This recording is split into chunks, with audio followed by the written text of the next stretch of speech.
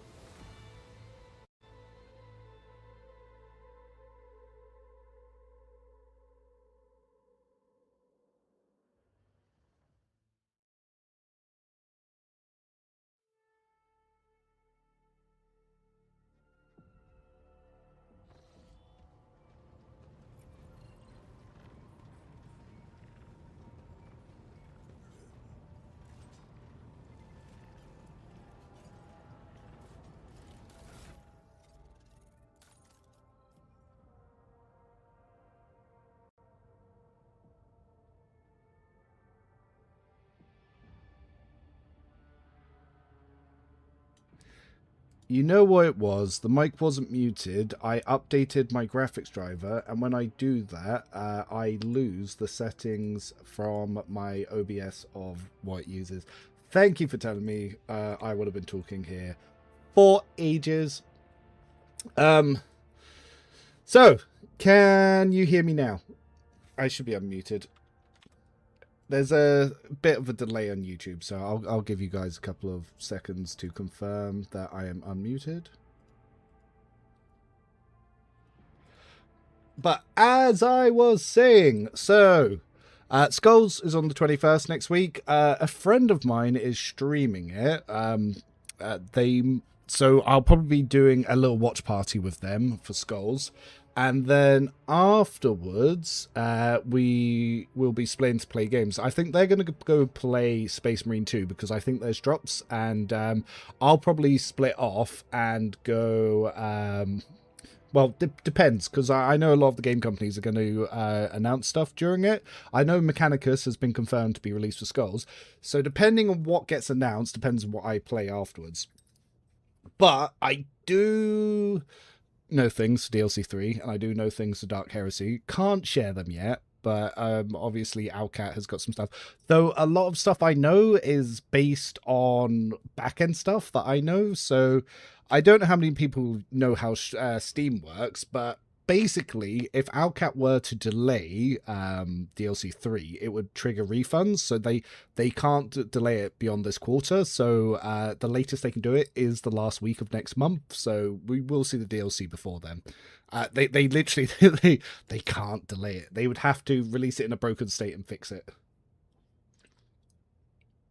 DLC 3 for the augments, they started sharing some stuff in the official chat. So the official stuff we can talk about. So they've released images for flayed ones now. So we've got that on the Discord. I can actually show that as well. I teased this image a while ago for those of you that follow my YouTube. So yeah, we've got some of the official artwork for the flayed ones, because obviously I teased this little image here during on my chat there. It does appear that we're going to be going to a death world, and there's going to be Krieg involved in the Astra Militarum. So that should be a little bit fun, and they've revealed the world for that as well. So we're going to have that. They've obviously already shown off the artwork for the Krieg, because we had that on the Steam store, didn't we? Have they actually released it official? Is it still only on the Steam store? Might still only be on the Steam store, but I can bring up that image as well. Because if we go here, we go DLC. We need to go Infinite Mausoleum. So we already know that they obviously released this image. This image for the Krieg design. And obviously we've got the Black Legion heretics. So yeah, we've got all that stuff that we know will be coming. They've accidentally shown off the demon host, so there's no way we're not getting a demon host. Like, there's not been an official thing, but we're definitely getting a demon host. I would be shook if we didn't. What else are we expecting to see? Well, yeah, obviously we're going to see a lot more Necrons, a lot more Flayers. I'm hoping to see more of the Destroyer cult. I do like the Destroyers. No. We're not getting a Krieg origin. No. No new origin. They're reworking Tech Priest origin, but that will be limited to Eogan and Pascal. And they're... Who calling me? He'll have to wait. If it's important, he would have messaged over here. No. Anyway. So... Yeah, we're not getting new origin. They are slightly reworking the homeworld. What did the sound go again? It should be fine. It might be your end. Unless, did I accidentally bump this? I'm seeing it on my end. Anyway, I'm going to keep going as if you can hear me. Owl cat calling. Yeah, hopefully. Yeah, he's in trouble. Get him. We've also had leaks for the Road Trader Alpha, which I've already shared on Discord. So we've got expectations for the beta, but obviously I don't want to talk about that because I might get into trouble. Because there's some things that have been confirmed from the leaks, some things that have been confirmed as not true, and I obviously I can't say which is which. So if you remember all the stuff that I put in the Discord from leaks, do go back and look through that, and you can always look on the Dark Heresy channel on my Discord. And you can see what that stuff was, because obviously we found that in the files for Alpha. But yeah, I've seen a little bit of the augments. Like, there's stuff like there was one augment, so you're gonna get a new stat screen for augments. There was one that one of the characters' hands had been replaced by a hook. So you get a hook weapon, but it means that it takes up both secondary slots in both of them, like shields currently do. So that meant, like, if you were using the hook hand, you'd have something like this, where you can only have single shot weapons in the other hand. How the hook works, don't know. But yeah, there's some stuff that we've seen that is looking around that. So yeah, there's a lot of cool stuff coming. I don't know which I'm more excited for, really, because the Dark Heresy beta, obviously it's only beta, it's not full game, but I do want to see what they're working with and how they're reworking and balancing the game. But obviously DLC 3, I imagine is going to be the easiest run of Rogue Trade that we've ever had, because I think it's going to imbalance the game to the point it's going to be far too easy. Whilst I am here, though, I want to try out. So if you saw my leaked, if you saw my little video that I did for Idra, playing around with some of these interactions, I do want to look at some more of them. So we're going to respec into an assassin, because I already have all the gear on this run to do it. So never stop believing, Tide of Excellence. So there's a lot of buggy stuff going on with Assassin and arc rifles. Now, I could use Tactical Knowledge or Perfect Spot here. I could even use Precise Attack or Joint Analysis, but for now I'll go with Perfect Spot. So, we're going to have Jay in the party. Jay pretty much covers everything. But if we drop Jay and we have Pascal, I'm going to want Lord Xenos and Lord Imperium. But I kind of want Perception for Act 3. Okay, I'll take Lord Xenos and Perception. So, Sniper Expertise. Staggering Jolt. So, Staggering Jolt is the one that's causing a lot of very weird interactions. This whole arc shot... No, not Staggering Jolt. It's the other one. It's Echo Pulse. Alright, I'll talk about Echo Pulse when I get to it in a second. Awareness. Perception. Ballistics calculation.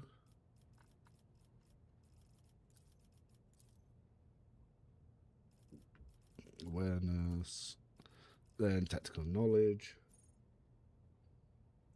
Echo Pulse, okay.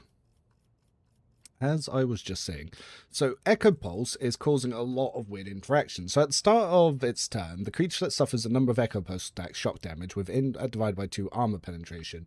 This seems to be acting really weird with the direct damage caused by Assassin, where each one of them is each section of damage that you're doing with malign influence, direct damage through lethality heightens, lethal concentration, all that sort of stuff. It seems to be applying Echo Pulse itself, which is creating massive stacks of like this dot. That for some reason, if you then add Take Aim, it will enhance all the damage like crazy, and you're seeing multiple sources just going through the roof. Though enemies need to survive for this interaction to even happen. So how useful and reliable it is, not very. But it's still something. Intelligence.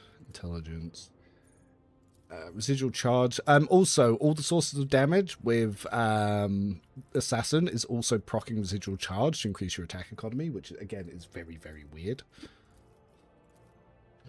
So let's swap over to Assassin. I can't see chat for a moment, but I will do in a second. I'm just leveling. Deadly calculations. Yeah. What's the skill? Imminent Demise is also stacking with all the sources of damage, which is then causing huge amounts of vulnerable, which is like having a second degraded defense. Yeah, there's just so many weird interactions happening. Killing Edge obviously applies to everything it jumps to as well. Now, intelligence. You could take Liturgy of Installation if you want, but you don't have to use it at all. Because rather than saving your allies, you could just use, overclocking module. So I will actually make a note of that as well. Because you can choose when you take them.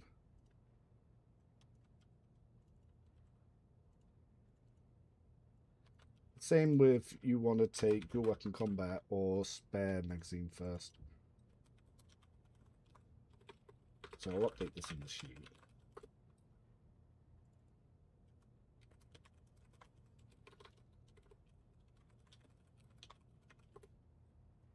It all really depends when things are important to yourself. Disarrays are good just to get that effect around. And I'll quickly scroll back through chat, see what people have been saying.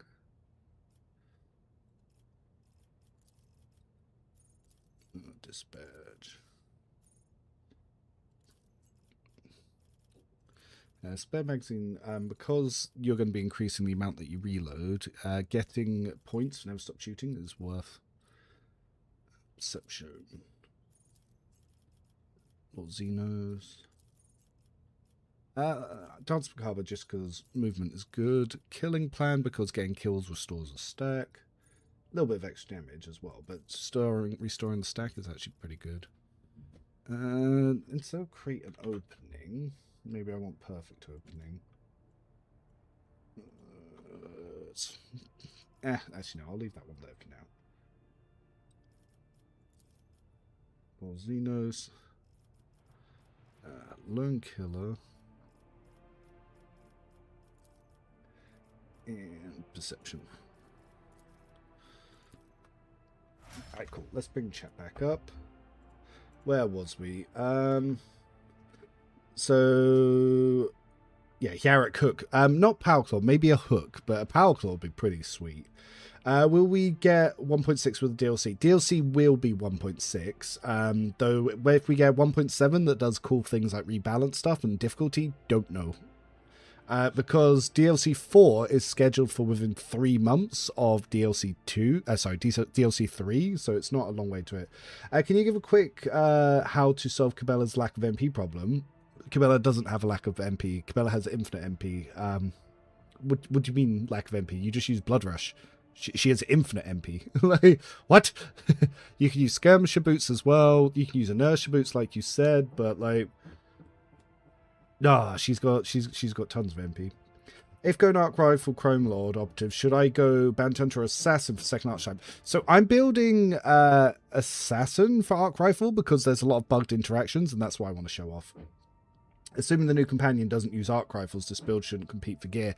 I think he does, but he's also level locked level 15, so that's going to be annoying.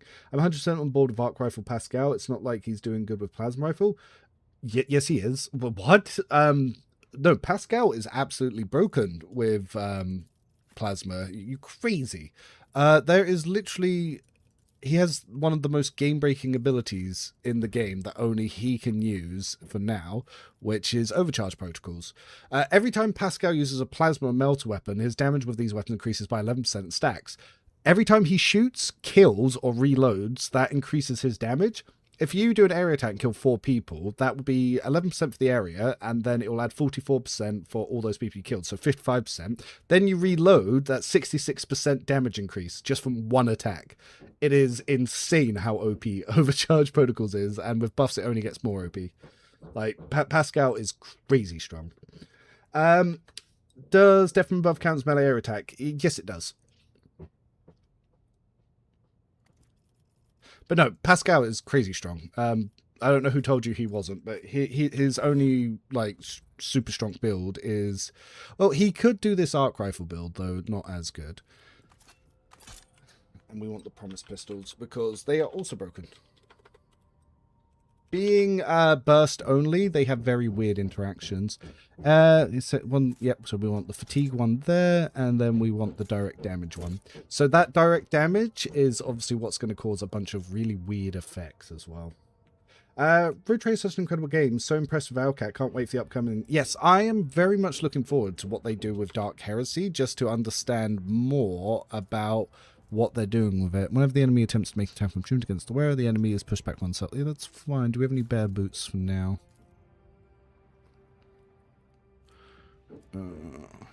Don't think so yet. We will get some in the next act. Now, we don't have many good options for that. Alright, to make sure that's not bugged. And with the self-calibrating goggles, there's a lot that we're going to be able to get out of that. So I think our next fight is Lethus. I'm spoiled by Argenta level of observed damage, Pascal. To be fair, Argenta is doing 200k bursts. If looking at Argenta and then Pascal, you are not mistaken when you think they both suck. How can I shoot with both weapons using dual weapons? You can use dual weapon combat, or with this case, you can literally fire one weapon with Death Whisper, which will fire the burst for 0 AP, and then Killing Edge will fire the 2 AP burst for 1 AP. So it actually drops the cost of the weapons to shoot them. But yes, you also need dual weapon combat feat. Not for the scenario I just put there, but normally yes. Oh my god, I have a map glitch.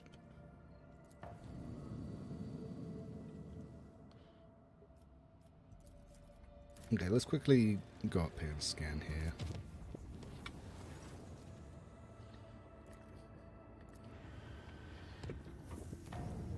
That's weird. Very, very strange.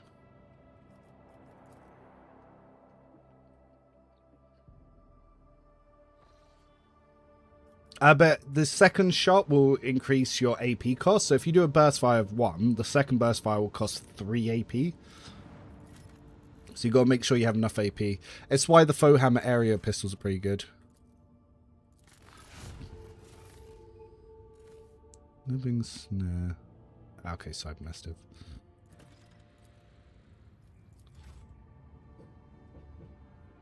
Yeah, Cassie's drawing on the map.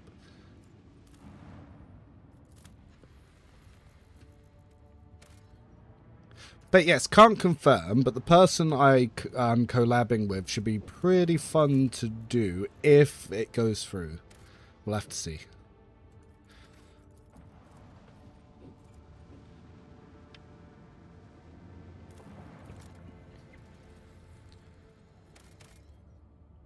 Ah, Phlogiston. Do I need that? Yes, I do.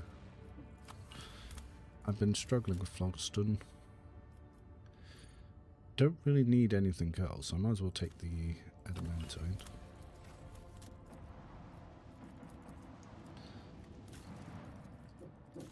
Is there anything I can build from that now? efficiency. Damn.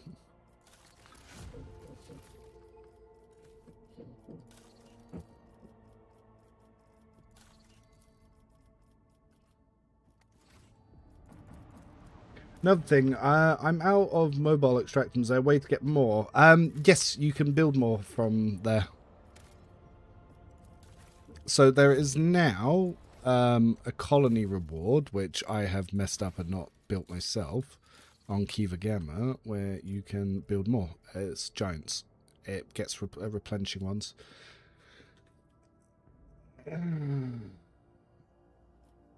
Spam. We already explored these. Cool.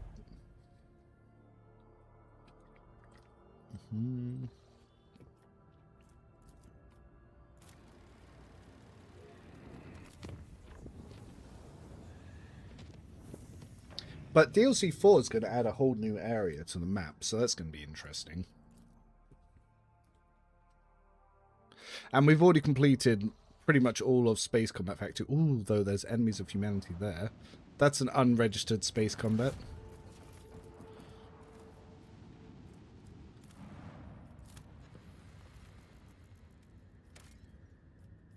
I'll probably save it before then, but we can obviously add to the notes of the Space Combat Guide. I do need to edit that video. I also need to do the Soldier and Blade Dancer Archetype Guide videos.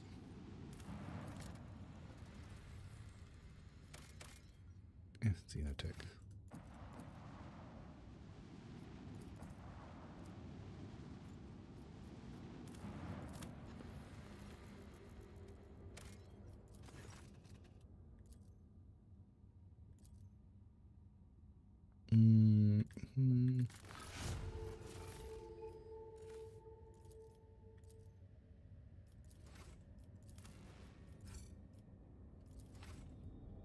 Right, let's have a look at the ship upgrades. What are we doing here? So General Shield 120, that's fine.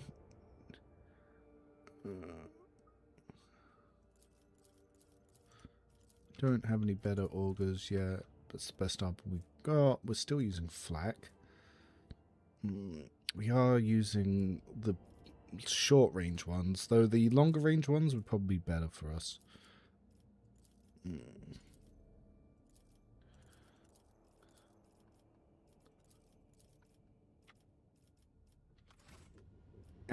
Should be fine. We even get bullied by pirates in early game space battles. Yeah, it is crazy. But yeah, I'm making a save before each space combat so I can go through and put together a proper go for it. I'm trying to avoid being sucked into Wrath of the Righteous Black Hole. Can't wait until the next Road Trader DLC. Wrath of the Righteous is crazy because you have to use mods to manage all your buffs. Like, there's so much buffing to do in that game. Enemy contact! All hands make ready to unleash our fury! Saldari. Actually, it's a good thing I have these shots then.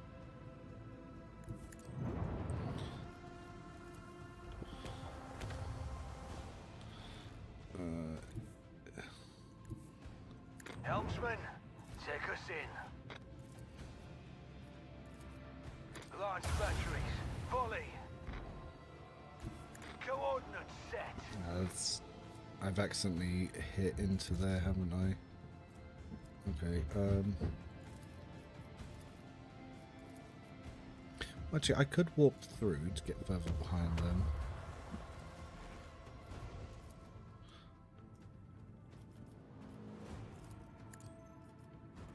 That works also. Make every shot count. Fire at will. Swish. Okay, we don't need to set up the fighters yet. Oh wow, that hits them there. Wow, Aldaris have a very long range on their cannons.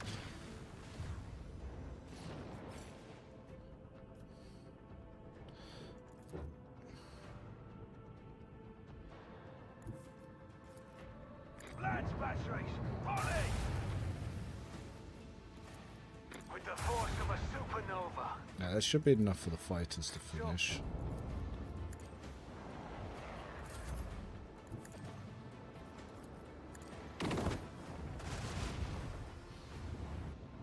Funny when you get random encounters before Dresden and the mobs just blast you. Oh, there's so much stuff going on.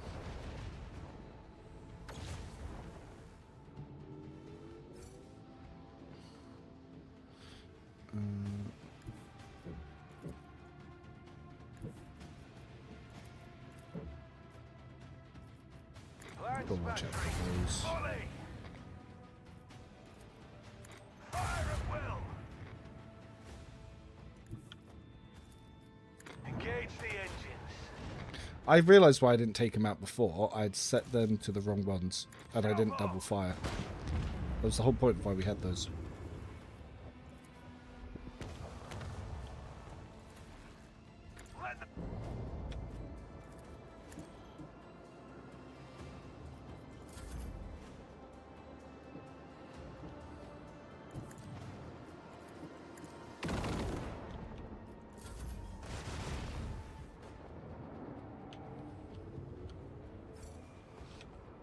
Nice. Coordinates set. Let them taste our for the glory of the Imperium. Easy peasy. What do we get? Ah, this is the one that improves the lance cannons of allies. Very nice.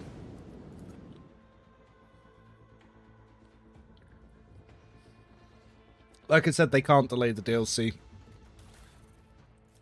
If they did, it would be atrocious for them.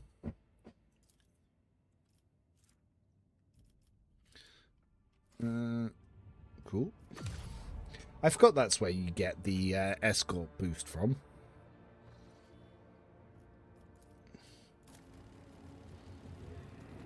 Alright, let's go to Thessera.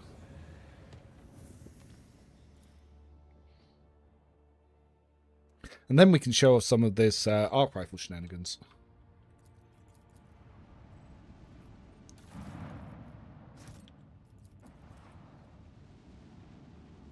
Which colony? Kivgama, yeah. Giants.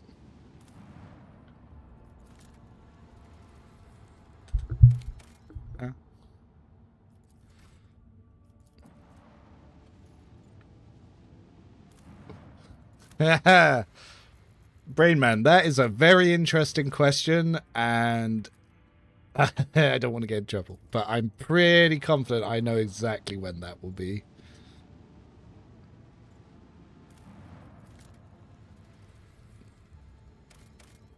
I'm waiting for confirmation if I get a day earlier or something, but I think I know when the planned one is.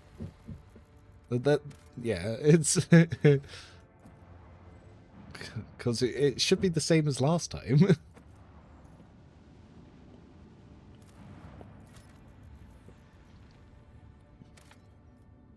Oh, funny! I just realised something. We don't need Abelard at all anymore, because if we take this and we take this, we can put both of those here. And then we can have Super Heinrichs also do Abelard's job with infinite health. And use the Malpian Shroud.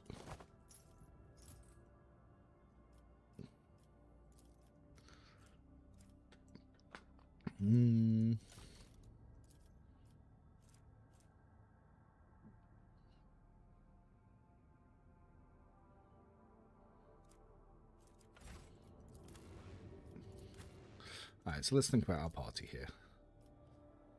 So, we want Cassia, so we have that. Now, we could bring Jay, because Jay's now got... Oh, does Jay have the Quickshot Las pistol? Have I given Jay the Quickshot Las pistol? I have, and I've also given her the Blast pistol. Though I could easily give her a different one. What are our faux hammers looking like? We have the Adeptus Arbites one and the Ratobi one. Now, I will save that blast pistol for when we have the special gloves later.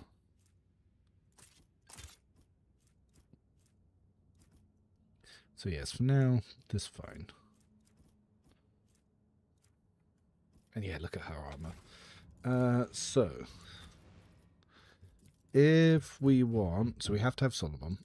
Cassia is our favorite officer. We could have Jay as a second officer, so we can use Take Aim glitch with our assassin. We like having Argenta and Heinrichs. Yes, this is probably a really strong party. My origin is Fortress, yes. Though it might be worth using Forge in the next DLC.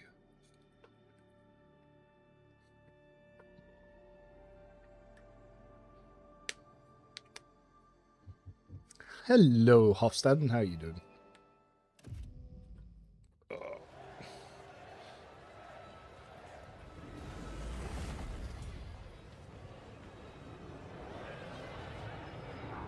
It is wild seeing my FPS drop. I have such a good graphics card and processor. The game needed way more cutscenes like this at launch.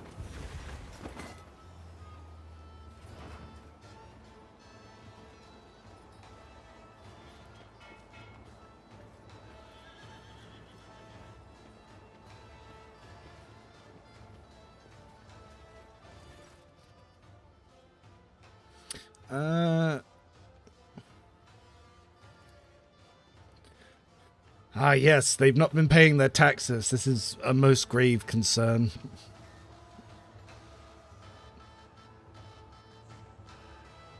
Yeah, 1.0 Road Trader was pretty wild. Especially because ranged pyromancy wasn't very good.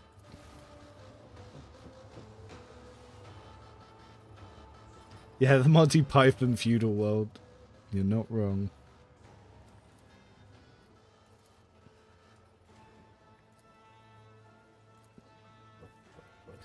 I knew something was up with that dude the first time I got here as well.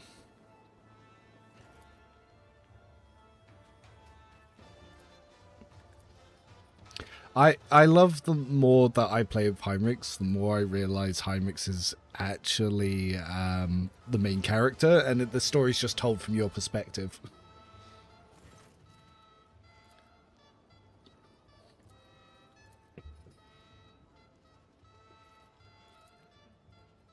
Mm-hmm.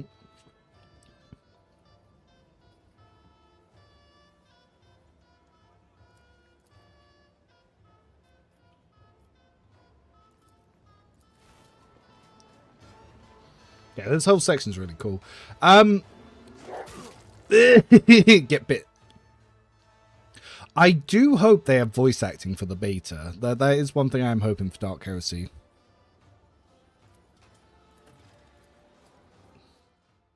Probably should level Solomon. Poor Maeve. Never gets a good ending. Let's have a look at my own little sheet. Solomon.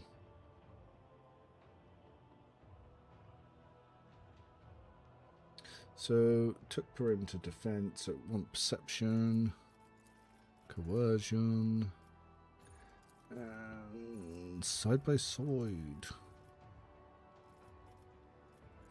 Oh, helps with his dodge checks.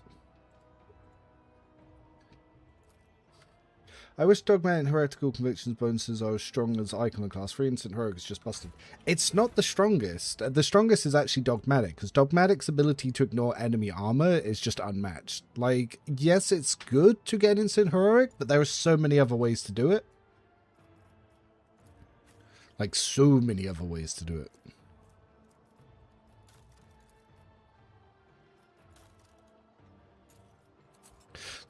Heretic definitely feels really weak by comparison.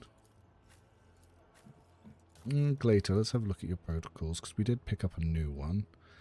So Wrath of the Meek gives us the stacking bonus to strength, which is really good.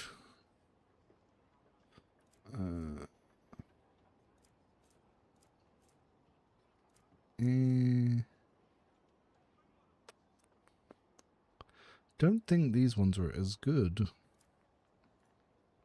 yeah, dogmatic insane. Like that ability to just ignore enemy defenses is because you think about it, 9% armor is 90% damage reduction. The fact that you can just ignore a 90% damage reduction for a round and then just wipe everything is pretty dope.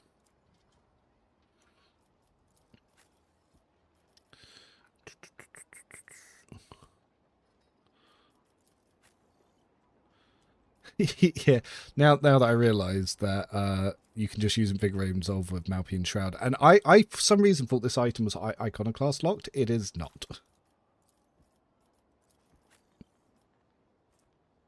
Yeah, that would probably do for his dodge.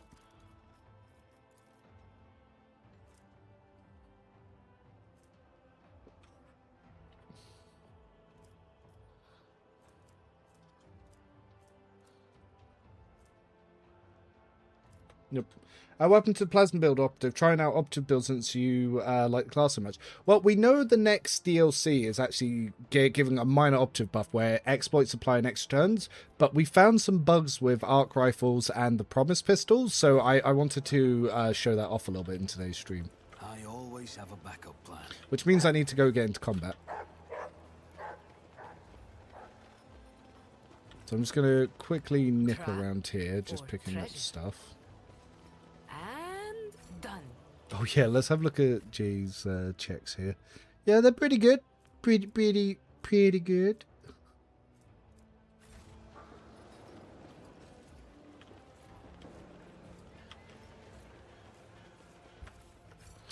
Plasma just on a player character, it just can't match what Pascal does.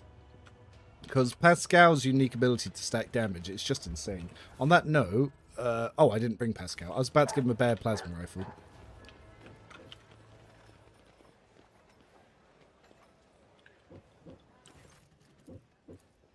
Plus, if we're probably less than a month to the DLC, it's a good time to just try a few mechanical things. I should have Iconoclast 3 now. Oh, 1 point shot.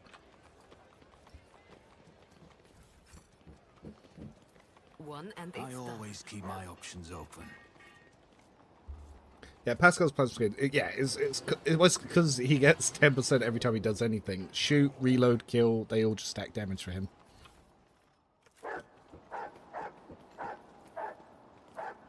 My pleasure. Yeah, the whole music box thing's funny, especially if you take it to the ship and then he's just dead. It was like, oh, the man inside has died. It's like, oh no.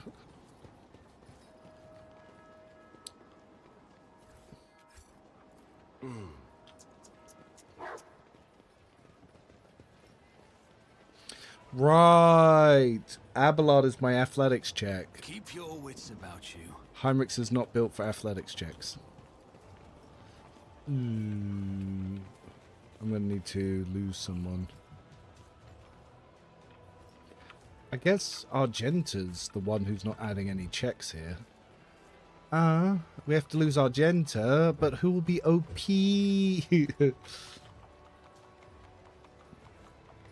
Damn it. Don't have Ulfar. He would have, well, not been anywhere near what Argenta does, but it would have been something. Alright, we're going to go drop the OP. The officers also wonder why the rogue trader would require a box of orc.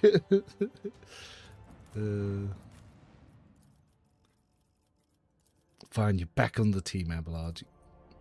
Oh, but that means without the Malpian Shroud, he's somewhat useless. We're going to have to give it back to him just so he's more useful. Unless I can justify something else. Maybe we could just go really high weapon skill. Do I have the Swashbuckler's Cape? Maybe I can check to see if I can trade for it. What other next slots do we have? Toughness by 4 isn't really doing much. We're not using that. Ugh, that's not good. Oof. To be fair, the build that he's using is dropping off. The whole pistol offhand just stops being useful around this point. I don't want to have to work really hard to change his build right now. We'll give him back the OP items just so I don't have to fix his build.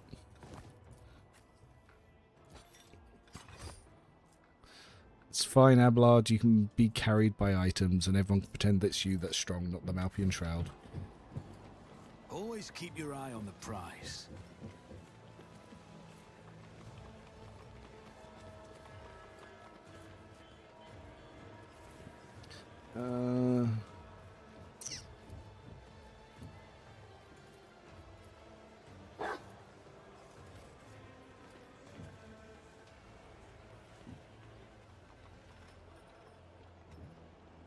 Spec for Heinrichs for athletics. I didn't want to have to change his build. He's spec'd for Medicaid Xenos at the moment. I didn't want to have to change his build. We were trained to act as one. Though he doesn't need Xenos because that's on my Rogue Trader.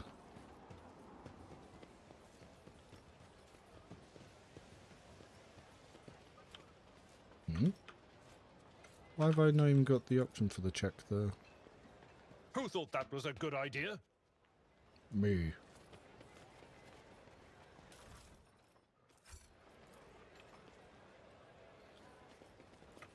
An expected result.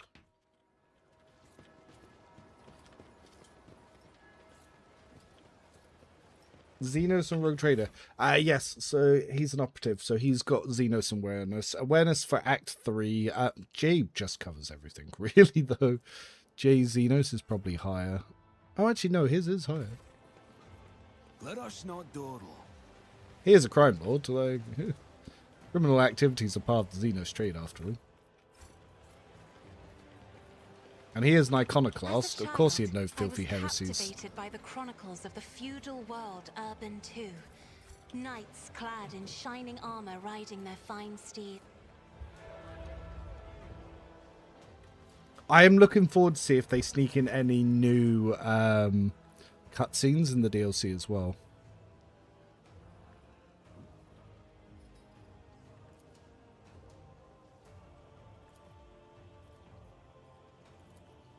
Ooh, I wonder if there'll be interactions with implants here.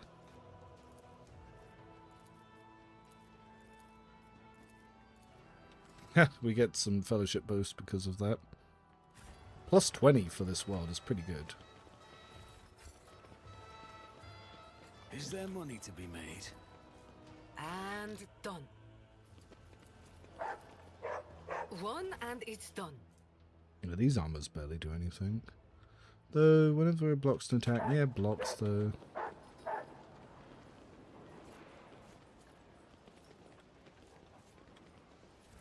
Couldn't remember if there are traps here, which is why I did that really slowly.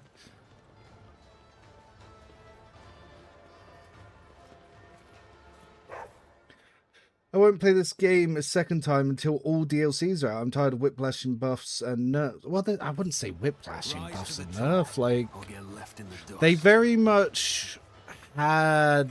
For 1.0, they obviously reworked some really broken stuff. When they adjusted DLC 1 and 2, it was due to really bad Reddit information. It really annoyed me that they changed the balance based on that as well. Why is Rogue Trader running around looking in boxes when he's here for the tithe? Maybe they hid the tithe in the boxes. Maybe I'm a klepto.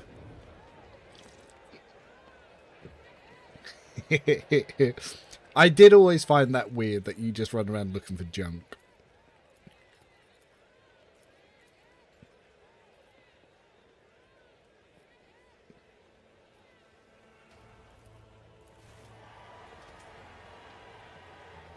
Noble Rogue Trader is I mean, playing Rogue Noble as your Rogue Trader is like playing without an origin. It does so little.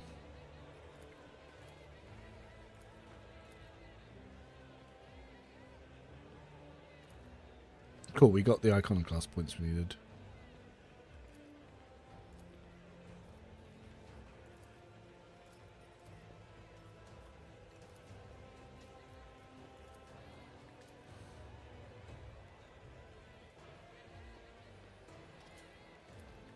Burn. everything in this game is technically viable because buffs are so insane. Just having an officer and picking the talent degraded defense trivializes the game. The truth of the law, if you know, would a rogue trader go on missions or sit behind the desk? Rogue traders in the actual game Rogue Trader, the tabletop, were known for going on crazy missions and often not sitting at their desk. Like, the whole part of them is they're like eccentric, crazy people that go off adventuring around the universe. Like, literally only beholden to the Emperor himself.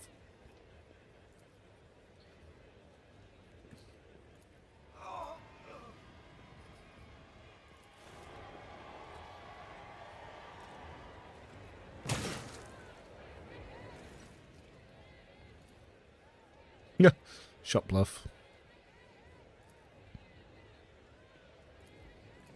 To execute the mutant. Looting junk for the sake of junk.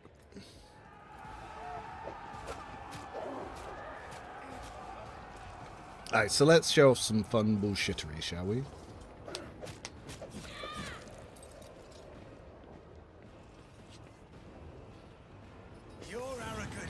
Alright, closest stack is here. So we'll pop you here.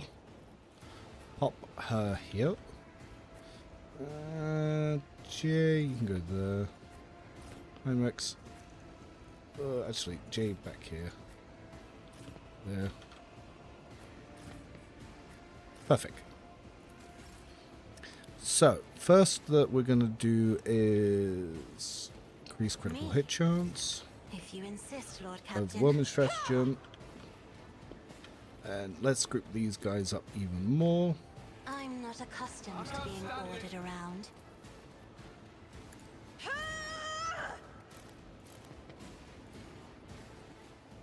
Me? If you insist, Lord Captain. And let's show off the nonsense, shall we? I'm a navigator, not a servitor. So the first thing I'm going to do is pump up perfect spot. Yep.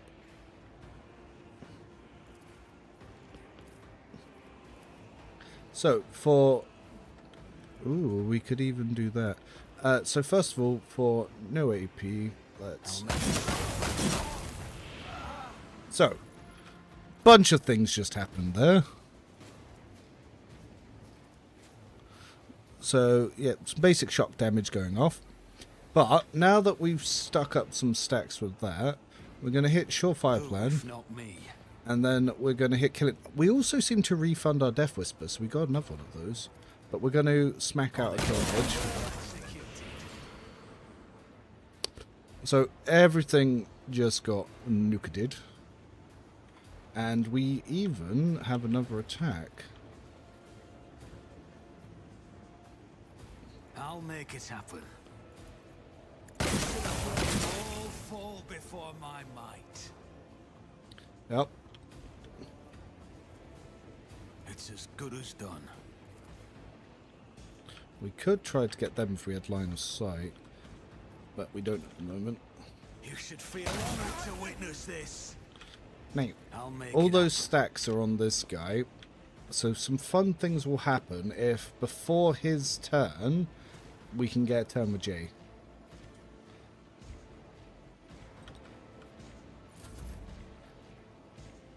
I do sort my skill bar, I just respect. Let's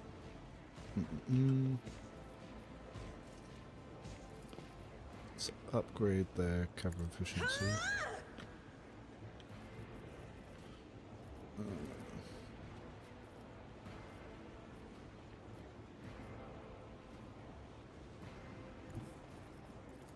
Be careful not to cross my gaze. Right. Oh, now it's his actual turn. We can move him over to here. He has a free attack regardless. Now they also have openings and exploits on them. I'll see to it personally. So let's have a look at what we can do with a regular attack. Actually, let's just throw him Killing Edge for the sake of it.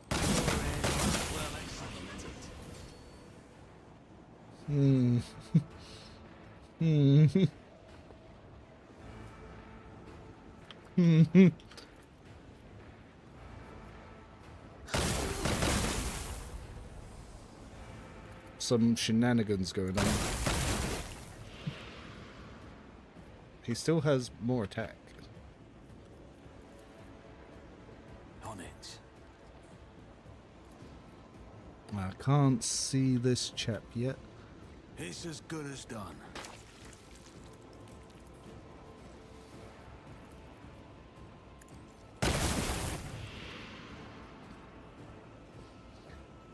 Does look pretty good, doesn't it? Oh, I missed one. I was not paying attention. As for... yeah, he's got his officer buffs going.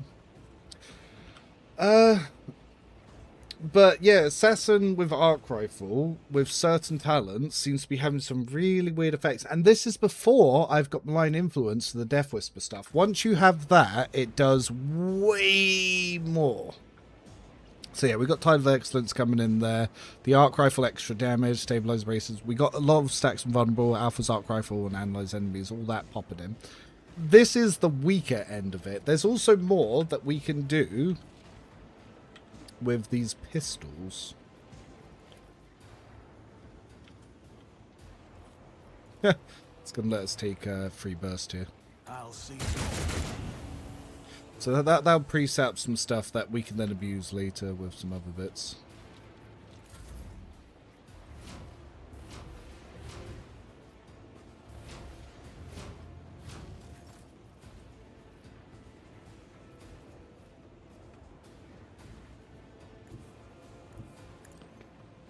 So we'll move Solomon up here. We will turn on advanced tracking. Do we have advanced tracking? Yes. Bring Glato up. Start to get up some quite high damage. Glato, we're undertaking this task.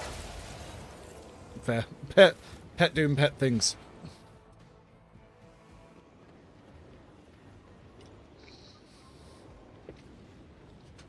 Yeah, as far as operatives go, that will be even stronger once DLC 3 hits, just because exploits will apply on extra turns. So I'll have a lot more damage than what I had there as well. And like I said, once I get Malign Influence, I think because of the willpower checks, I'm also going to get a ton more of bullshittery. And that's without Degrade Defense, you saw all that happening. There's some really weird interactions going on with Assassin talents and those shots.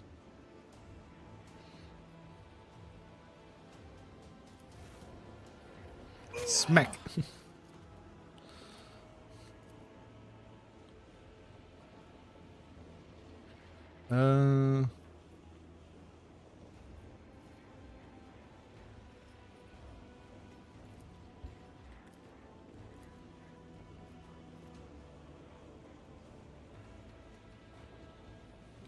Fate brings an interesting sword. Now, this sword can be abused by Jay with a special pair of gloves. If she just equips this and then does a buff, she can give that armor penetration to another character. We'll get to that once we get to the correct items in Act 4.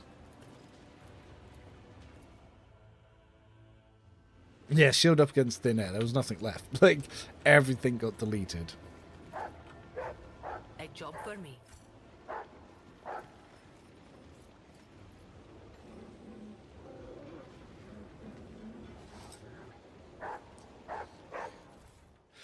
Two-handed weapons are worth using. It's just that no origins really support them. It's just, yeah.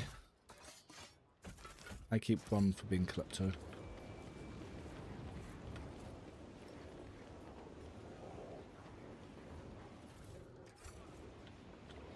Yeah, it's with the Abyss Spinner gloves. They can give a percentage of their armor pen to allies when you buff them. So you just swap it to her main slot, buff, and then you just send that over to some allies.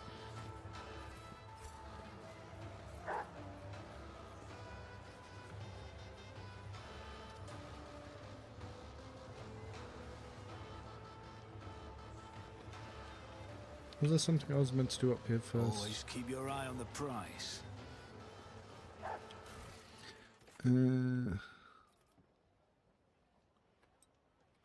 What?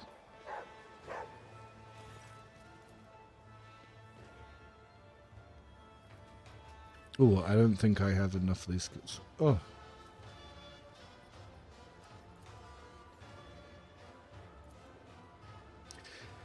How much to use Idra for the rest of the run? Ugh. Well, I would just respec Idra into my arc rifler sets and build and use her that way and just never touch any of her powers. So you might as well just pretend my rogue trader's Idra.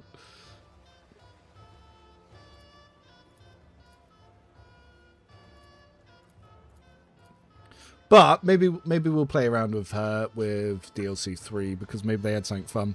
I'm still thinking about asking the devs to just remove her instant death to above 15 Veil just so it stops being an anti-fun mechanic because it's almost impossible for sanctioned psychers to proc perils.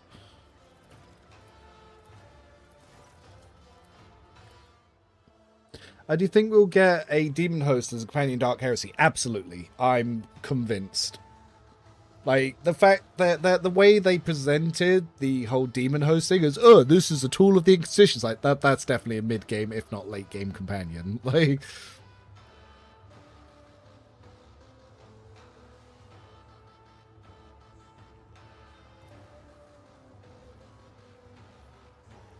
it would be nice if two-handed weapons were supported by some origins. Like, well, technically Crime Lord, yes, but not in a big way.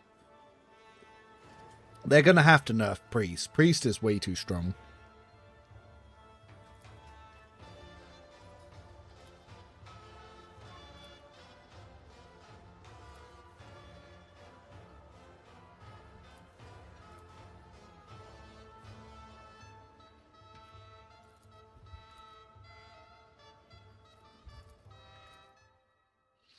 First time I've had the opportunity to see you live. Just wanted to hop on and say great comes of channel. Give you like to say all the best. Thank you very much. I appreciate that. Like I said, there's a lot of stuff that we're going to have coming for DLC 3 and Dark Heresy. I will be covering the beta. I might stick to streams because not many people watch the videos, but I guess because they don't want to get spoiled before the game's out, which is more than understandable.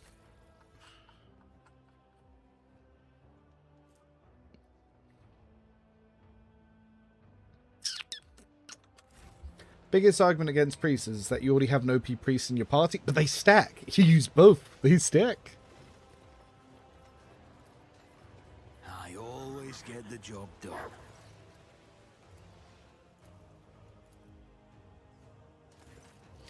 Yeah, this Reverend Geist is pretty cool. Overrated in my opinion. Priest with heavy bolter willpower buffs is bananas. Yeah, no, it's insane. Like, it's crazy how strong it is. Do you think we'll get an assassin from one of the temples in Dark Heresy? I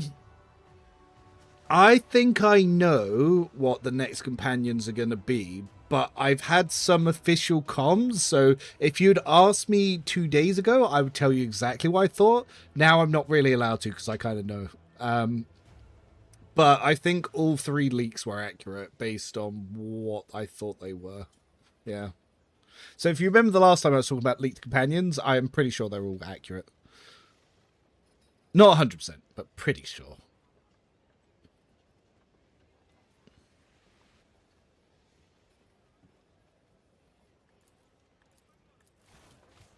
Good papa. But I would like an assassin companion, because I do think the all those assassins are really cool. Obviously, they've not released or revealed all the companions, but like maybe something like that would be pretty sweet. Because, yeah, there's 3 potential ones we know. Well, 4 potential ones we know of. Depends if Saros is the demon host. I'm almost certain we're getting that demon host.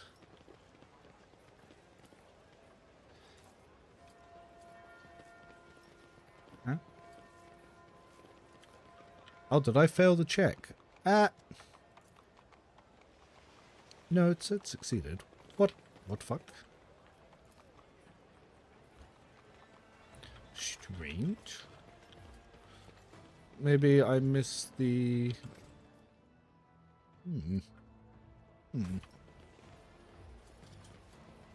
Oh no, it's this check. think most people wouldn't even recruit Mraz. I do try to kill so many times. See, he would be so good if we could make him into an executioner. Ow. These ruby flashes are choking me. Check. Done. We are the spearhead of the Imperium. Maybe a bit of random thought. Would ask in case you have some advice. Chapter 3, running an RB arc and heavy shield. Findings are weirdly squishy. Well, the thing is, Soldier is a squishy archetype. Shield doesn't make you tankier at all. Deflection's worthless. So shield just gives you a chance to ignore damage, and you will be squishy. There's no real way to compensate for that. It's like heavy armor lowers the damage that you take, but it's probably better for a soldier to go dodge. It lowers damage, but it doesn't prevent it. Worst case, you could just give him invigorating resolve, and then he'll have like infinite temp health. Sisters of Silence would be cool. A two-handed Sister of Silence would be fantastic. But I think there is going to be a blank companion, and I think they are an operative. Experience. This is something that they found in the files during Alpha. Don't know if accurate though, so don't take that as official confirmation. And I've heard nothing on it from Alcat, so don't know.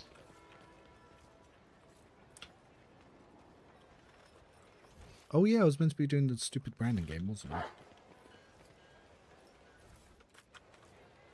Keep your wits about you. Deflection is calculated before armor, so if I look at my Abelard here, he's got 6 deflection, but it's reduced by 65%, so it's 65% less deflection that's actually even involved in the calculation.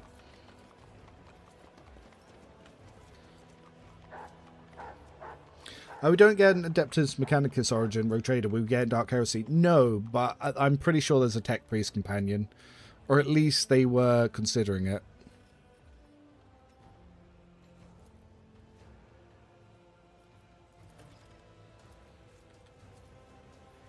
I always keep my options open. But we know we're not getting Tech Priest Origin for Rogue Trader as well, even though Eogun and Pascal will both have it. Oh, that camera angle. Oh my god. I can't see.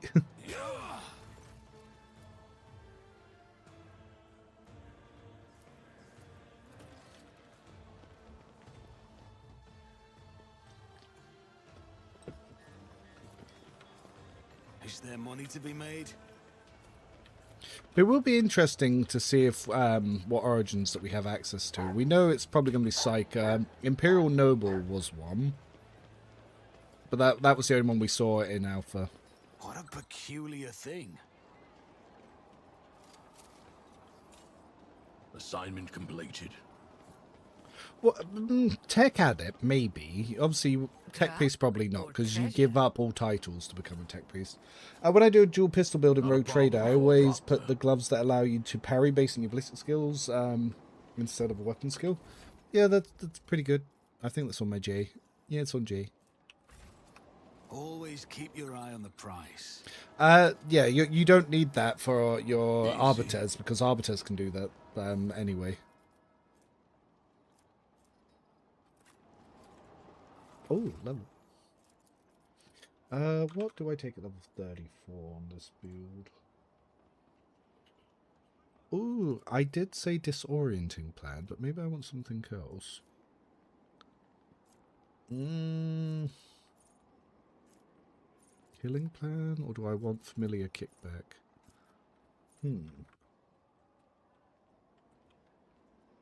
Yeah, let's offer the opportunity for familiar kickback here at least.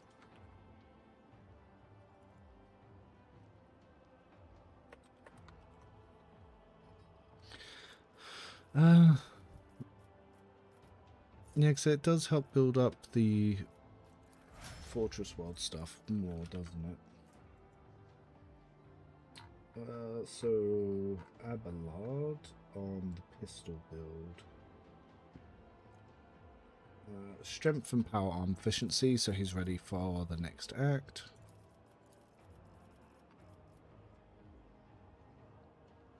So if I do bring him to the next act, he is good to go. Then we have Cassia. So we could give her Veil of Protection or Characterist Training in. I actually think I've already taken Veil of Protection on this version. Yeah, I have. So, all allies targeted by the open game test against warp effects caused by till the end of combat. Doesn't really do anything. Tonicity. Navigate powers do 1 additional damage for every 4 points. Tonicity's not even that strong. But it could help if I'm trying to kill mooks for her ability to instantly get heroics. Heinrichs. Oh, Body of Flames. He can finally set himself on fire. So, Perception and Body of Flames. Now, I changed his build around a little bit to do late game self-immolation. Jade, Perception and Grenadier. Ooh, I need to give her some grenades. Though I could give her doing my part. Yeah, so Grenadier / doing my part. Because I'm not really using grenades on this run. And Solomon.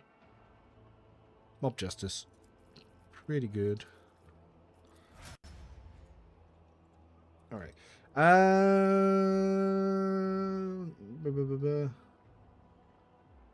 If it's real that a tech priest carries the lineage of Road Trader, they are brainwashed to continue service to Adeptus Mechanicus. I hope gets Guittari in Dark Heresy. No, I think we're getting a biologist. I really do. Or at least something similar. Because we found a reference to a biologist as an as a something in the alpha. And my finger crossed with full voice acting is on Dark Heresy, but for the beta, I hope we've got some of it in beta. I know for the full release, it's meant to be full voice acting. For the beta, I hope we have some. It'd be really good if the beta's fully voice acted. But yeah, no, not seeing any confirmation on that. Oh, actually, I can go here.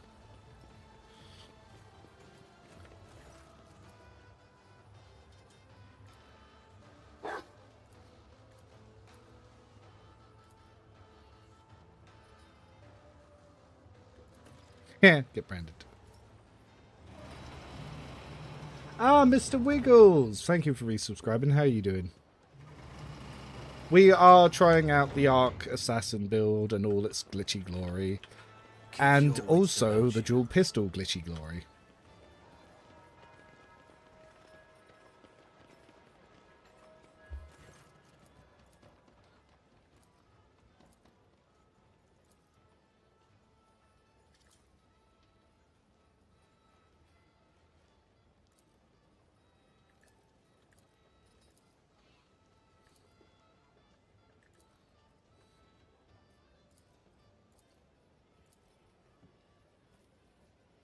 Let's brand the gold moss.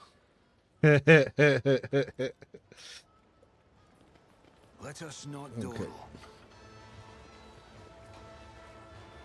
Yeah, I'm pretty hyped for DLC 3 news. We should be seeing that Skulls.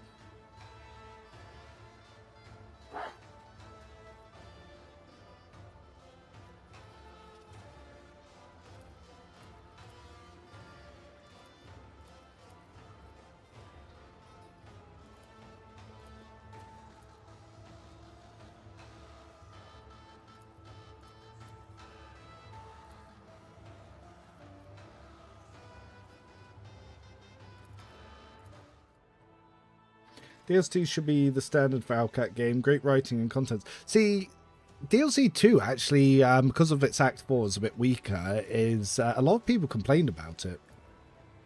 I really liked it. A lot of people complained it wasn't as good as Void Shadows.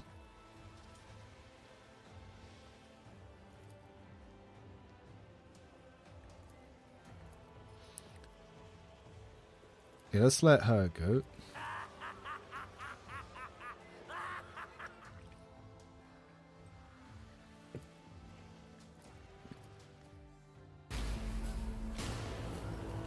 The feast goes horribly wrong.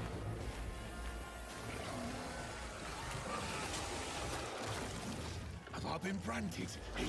He tricks me. Gotta stop on the master. Maeve, help! Maeve, I'm sorry.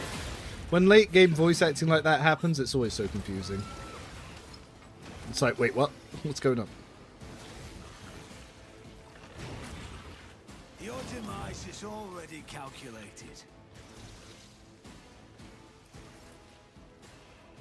So, Cassia, let's try to get these away from my You allies. insist, Lord Captain.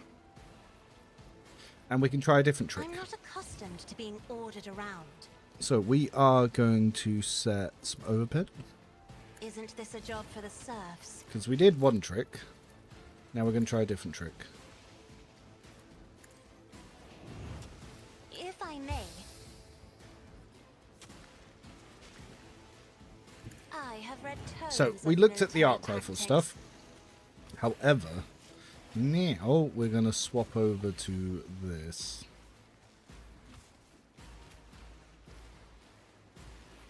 I'll make it happen.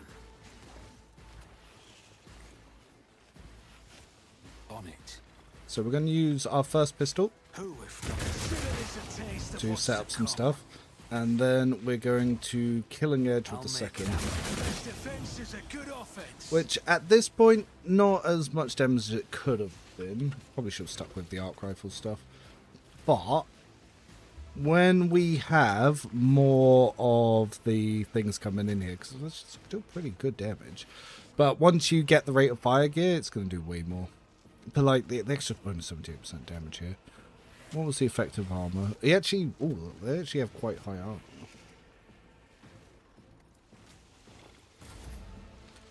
Alright, Cassia.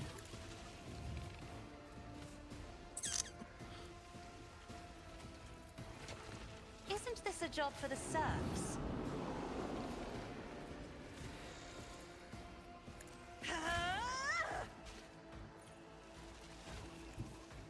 Battlefields are always drowned in scarlet. Hopefully they go fair blood. Nope. Ow. Ooh. Just entirely going for the wrong companions. Oh, Heinrichs, hello.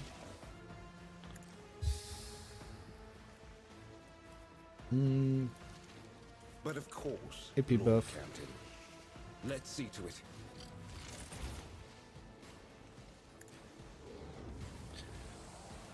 So we can set ourselves up for some Ignite, I won't object to it. Orchestrate. Let's see to it. Naturally. We'll set up for some movement. Alright, I won't object to it. a little bit of damage there. Oh, he got hit by the Solomon shot.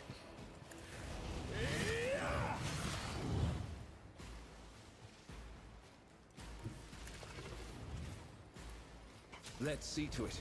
Nothing stands against me.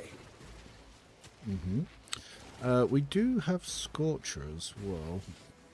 For the throne's glory. Alright, let's see what we can do with that. Let's see to it. Quite a bit of damage.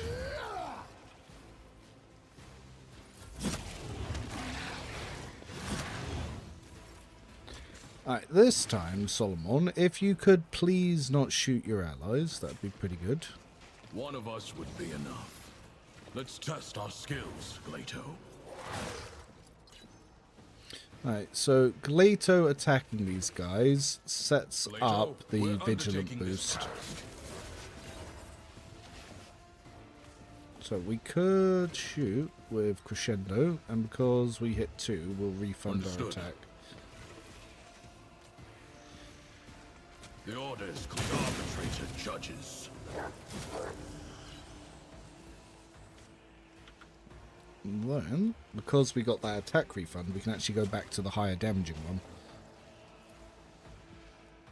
It won't take long. The And we can orders even clear. run and gun to move up and get those ones if we want. Hold the formation. Clarify your order. I'll take it as a priority. Oh, oh yeah, that's Gar. Never mind. Alright, Rogue Trader. Now, we could skittle him away, or we can swap to pistols. Now, we've got enough to be able to get this boost.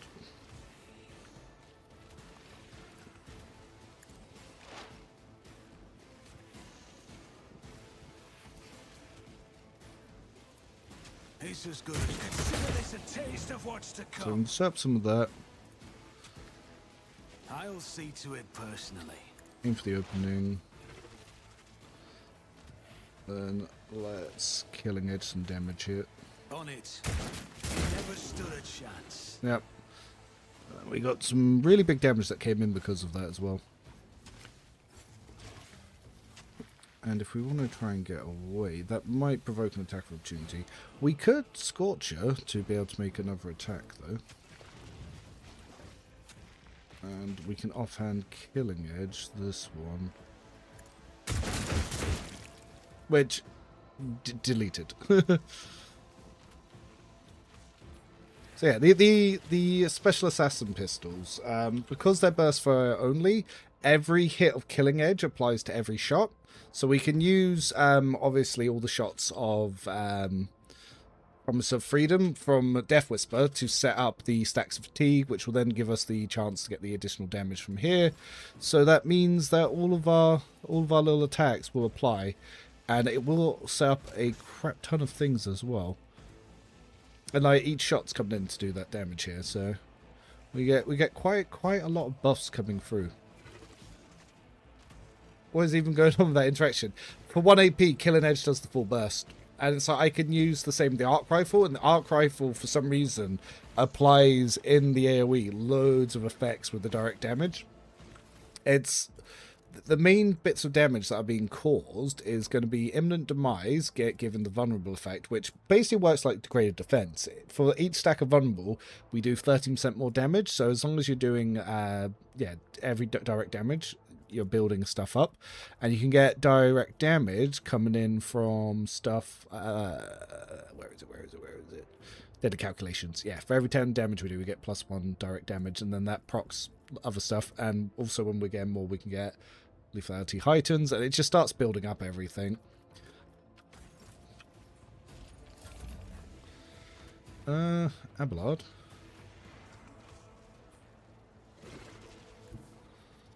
A tactically sound approach. At your beck and call. It will be done. Pretty sure this will kill it. I've suffered worse. Just fell down dead. Follow my lead. Indeed.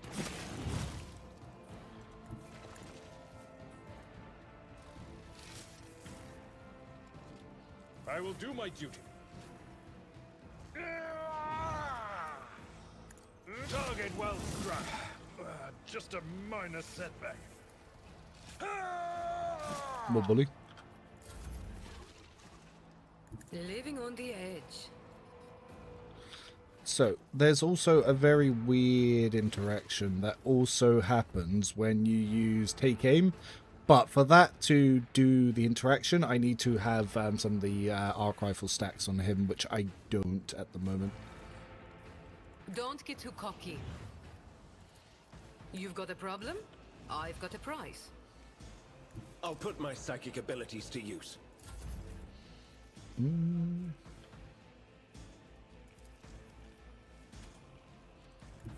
Why not buff myself? I can do that with the right incentive.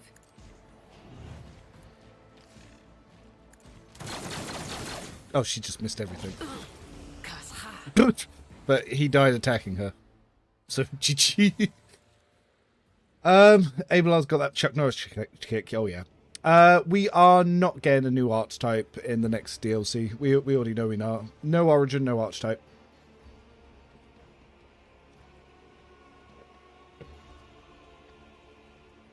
I never understood the mechanics behind Executioner. Whenever you apply dots after the first dot, the second instance will stack and instantly proc. It's really good. But yeah, we 100% know that they aren't. They already confirmed that the executive producer of Rogue Trader already said in interviews that there's no origin or archetype coming. Or archetype.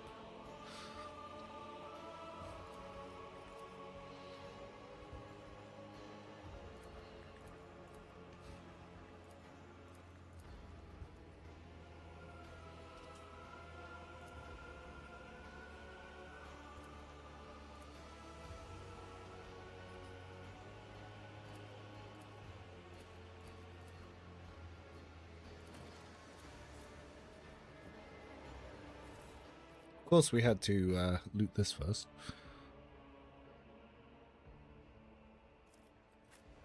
We would know by now if they were at an archetype. Yeah, like I said, they already confirmed it. No, not for DLC 4 either, as far as we're aware. They might, but I'm pretty sure they're not. I don't make mistakes. I make profitable learning. But I really hope they do. I like new archetypes. Right, so Scorcher. I think I used one on Heinrichs as well. We have so many Scorchers.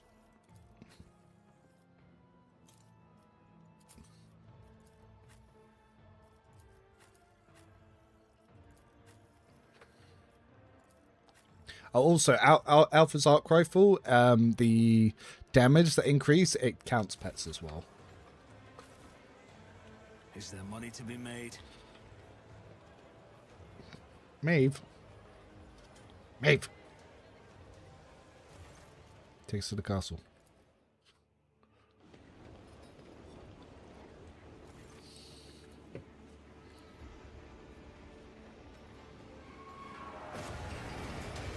Oh, I hope they don't give us a mounted archetype. Oh no, my god. Yeah, mounted archetype would be weird. I hope they improve pets, because I think Overseer is a really bad archetype. Right, it doesn't progress you or the pet very well. I want to ride Pascal into battle, though. I hope DLC 3 gives him, like, a massive Mechanicus overhaul where he's got little spider legs. He's like, just flying around the battlefield.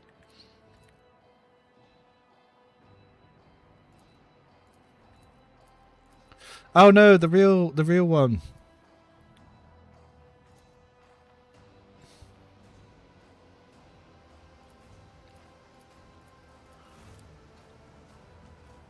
Oh no, Zinchian nonsense. Are you going to recruit Maeve to make coffee? Of course. Like, meta. Coffee is meta.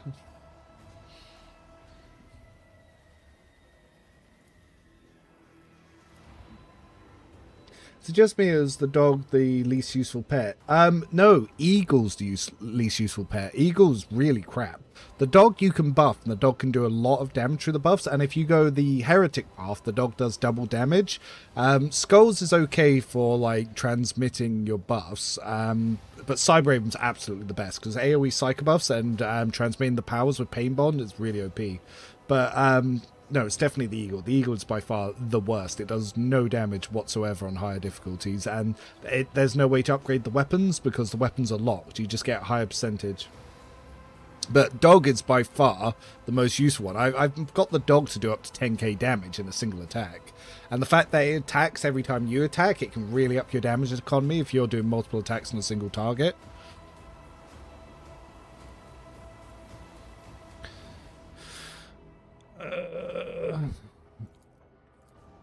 Who's my favourite companion?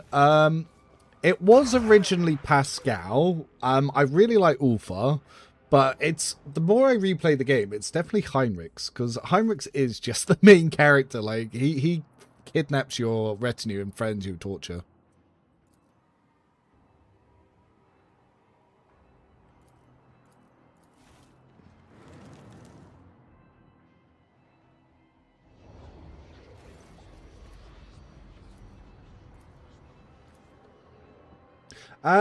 Yeah, Pets and Wrath of the Righteous are really powerful. Good Glato. Thanks, Simon Plus Raven. Everyone gets 150 characters. Absolutely. Yeah, no, it's really strong. And the thing is, Sanctioned Psyker can pass demonic incursions via warp buffer, even if unsanctioned can't. And the thing is, unless you're using major powers, you can't even trigger powers of the warp. It's so OP.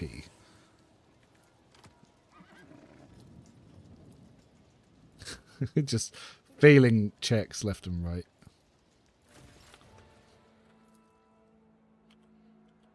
Look me, failed checks, says little girl.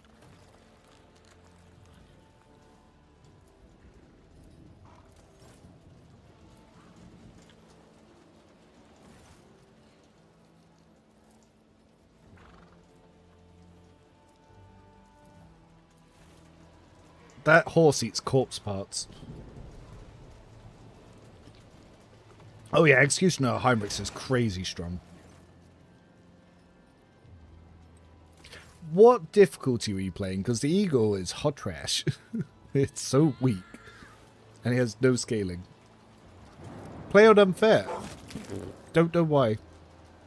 Like, the Eagle's just really crap. Like, I've never seen it do good damage. Are you sure you're not just stacking degraded defense with allies and then thinking it's the Eagle doing damage? Because, yeah, degraded defense will make even no builds. Like, you could be level 1, as long as the allies have done degraded defense, you're going to do damage into the thousands.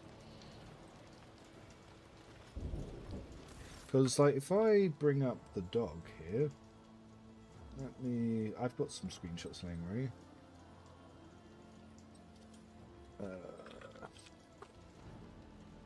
Build tools. Image. Do I have dog damage?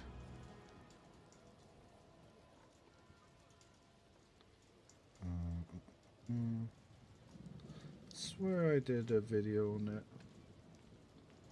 Swear I had some of my saves, my numbers around. I haven't searched my Discord because how's the dog doing? 700. Yeah, so with the fire damage, you can sort of clone. So this is without degraded defense, but with the fire damage, you can sort of clone your stuff. So if we pop this over here. So one of the things that the dog does is it can, based on going heretic, can get fire damage to double stack your damage. So it does, the base hit 700 to the Necrons, and it's doing another 500 on top. And it can, every time you attack, it will attack and do the same, but your degraded defense will apply to this as well. So if you do damage, it increases the dog's damage, and it just really stacks up like crazy, especially when you use stuff like Bloodlust and Be Vigilant. That all that sort of stuff applies to it. And like just running it around with advanced tracking makes the damage do the insane things. You can use Hammer of the Emperor as well, and like Priest if you really want to glitch, because you can't apply those buffs to the Eagle very well, but you can get the damage into much higher. The reason the Eagle's not as good is you can't buff it as easily. Because you need the Eagle to land, and then you can buff it, whereas the dog you can just buff. Do you think Owlcat will eventually make Black Crusade? One can hope, but I do hope if they do, it's on their own engine.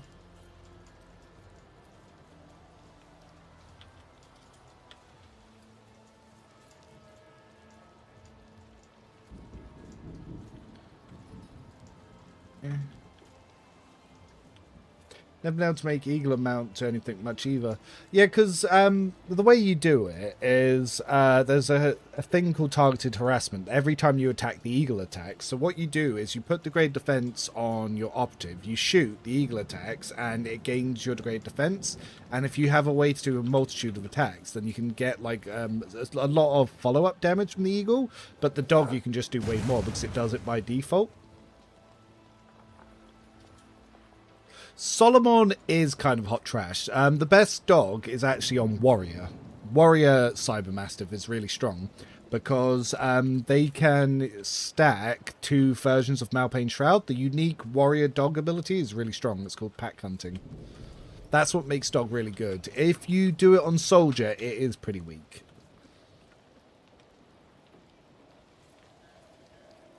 I'm really looking forward to Eogun. I know a lot of people weren't happy of another tech priest, and I know we've got a third tech priest coming, which is kind of funny. But I really like Eogun. I like his concept of being a manipulus and, well, building around augments. Because he's the one that's going to augment the party, and I think he delves into Necron tech. Like, and his whole thing is him and Pascal are going to be arguing over the cycle.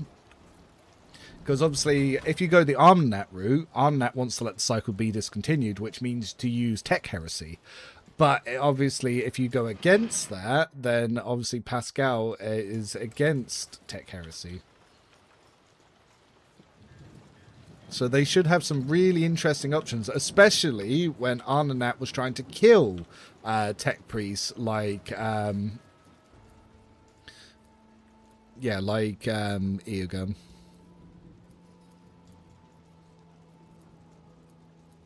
Damn, we are succeeding some checks here.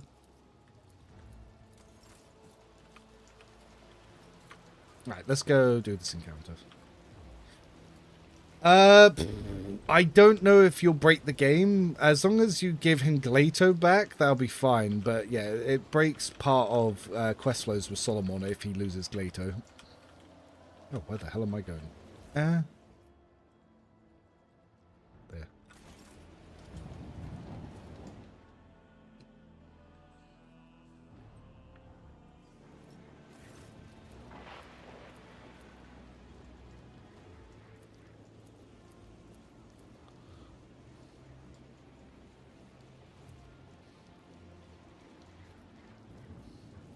Abelard sent me to my retinue.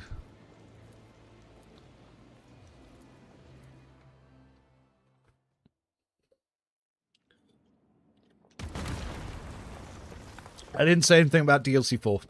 I just know there's 2 more tech priests coming.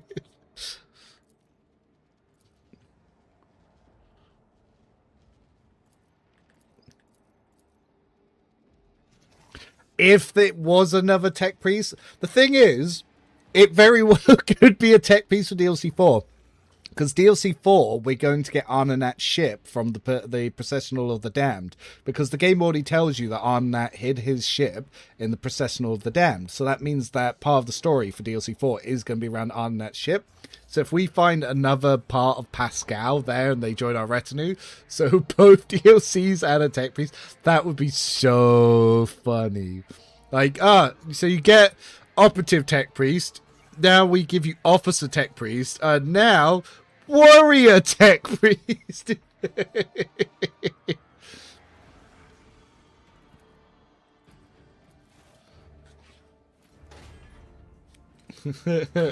Some people would be so mad.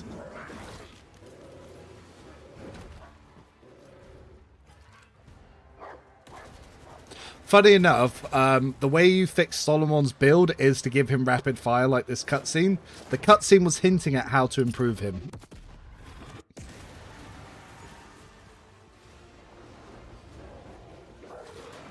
It'd be good if they actually do buff Operative. As far as I'm aware, their only plan is to give it exploits on extra turns.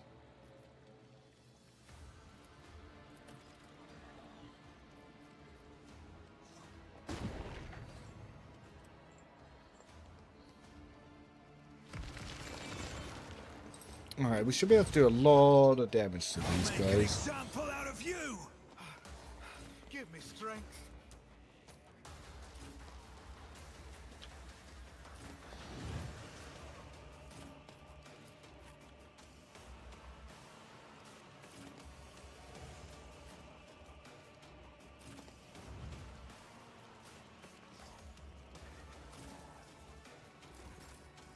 Alright, let's see what we can stack up over here. Well, they're already pretty stacked. I don't really even need to do that, do I? Let's just buff. I'm not accustomed to being ordered around.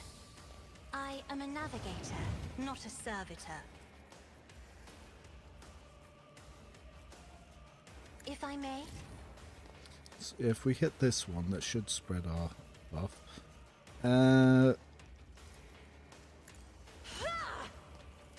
Me? If you insist, Lord Captain. maybe I can get these guys over a little closer if I don't want to spread them out, actually. I won't risk it. I'm not accustomed to being ordered around. So, first things first, perfect I'll make spot, it happen. because that will give us some plus 15 boosts here. So, look how high our stats are. Okay, next. I'll see there's a taste of what was me. Right, that definitely does some weird stuff. And for some reason, it refreshed our Death Whisper.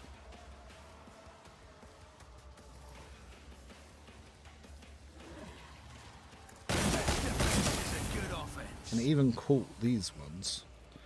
See, look. We got Death Whisper again. And again. It seems to be giving us infinite Death Whispers. It's a taste of what's to come. And still again. What? Ooh, that one that hit Gleater, though. Don't like that. I'll consider this if ever stood a chance.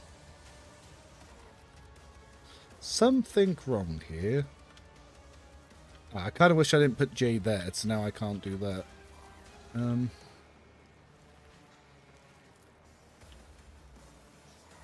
Bollocks to it. Let's kill him, Edge. Okie dokies. We've got more attack still. Your end was inevitable.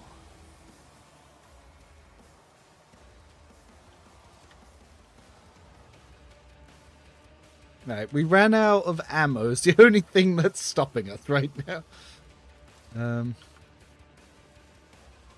I guess let's offhand dispatch. On it.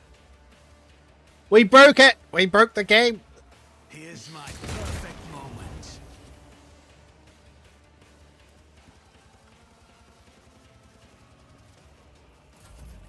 That was all from Cassie's turn as well.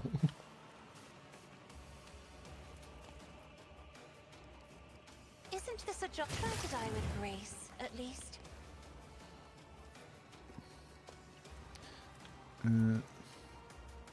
Me, if you insist, Lord Captain. Now, if we can give Jay... Now, there's a fun little bug that we can do here as well. So if we give him take aim, anything currently alive with arc shock on it should get some really insane things happening. Okay, who do I want to give a turn? I guess Heinrichs. Don't get too cocky. How about no? Oh, can I not see him for this? That's fine. You've got a problem, I've got a price. Right, let's let Heinrichs buff himself up. But of course, Lord Captain. So, ignite, Naturally. Let's see orchestrate to it. this. Oh, right, maybe we don't continue down that path of giving him that one. Maybe we just stick to minor powers. Wanna see a trick? So, Let's Abelard, see to come For back the here. throne's glory. I won't object to it. Right, then breakthrough. But of course, Lord Captain. I won't object to it.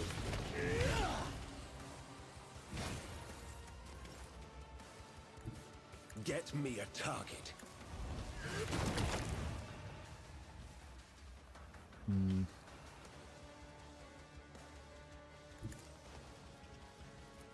Naturally. I just need to crit just to generate some MP.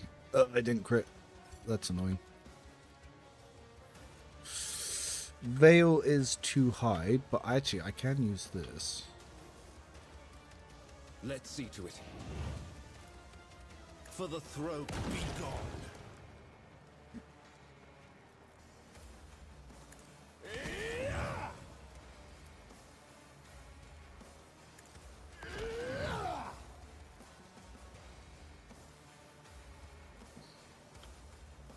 Let's see to it. Alright. Lion. And then... Watch my back. Tell me that it is never across a Kazbalikan. I can do that with the right incentive. Am I getting paid for this? Emperor, protect me. There's the gap in our ranks. Too bad I never leave that unpaid. Alright, and... Oh, Glater's down. Oh no. But we can use Tormented Fury. Accepted. We could reactivate An Glater. arbitrator's dog is hard to kill. The guilty will fall. One of us would be enough. Alright, this attack will get refunded. Understood. Now's not the time to lie around. Yep.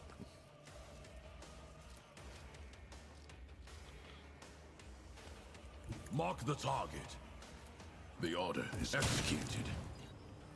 Right, don't really want to waste the heroic action on him. So the Sentinel took quite a bit of damage there, but not as much as I was hoping with the weird glitchy stuff that I was planning on.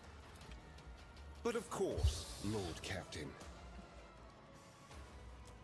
Everyone, step aside. The Inquisition, your reckoning is due. Yeah, these things are going to get absolutely demolished. The Emperor is on our side.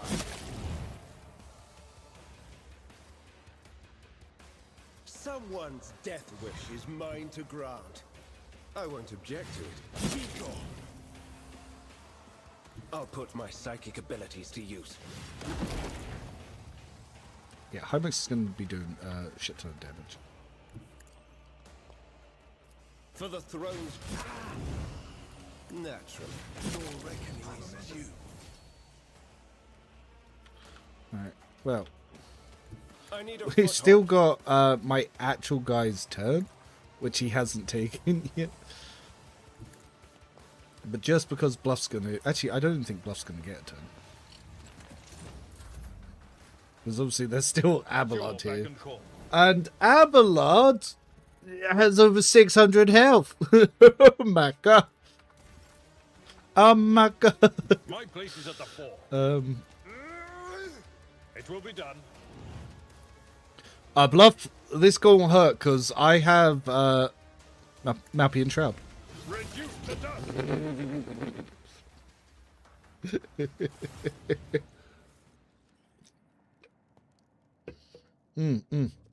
I did shoot my own dog.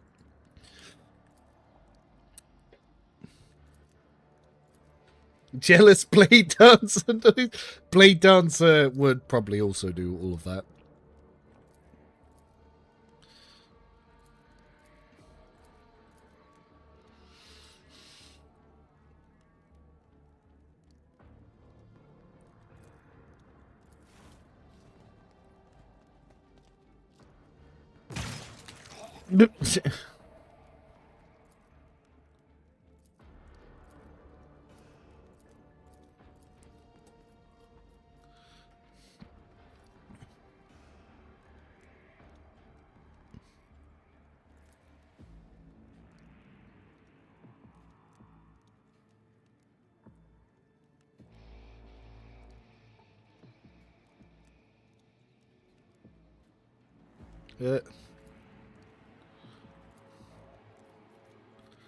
You're coming with me. You need to make me coffee.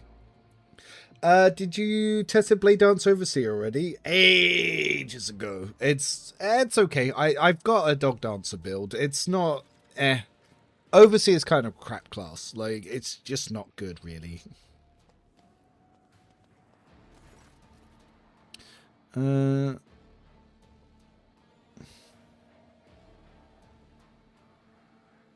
Bury the altar, I guess.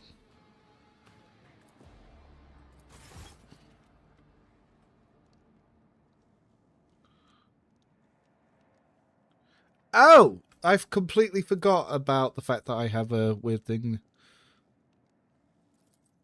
I forgot that I had a demon voice in the back of my head.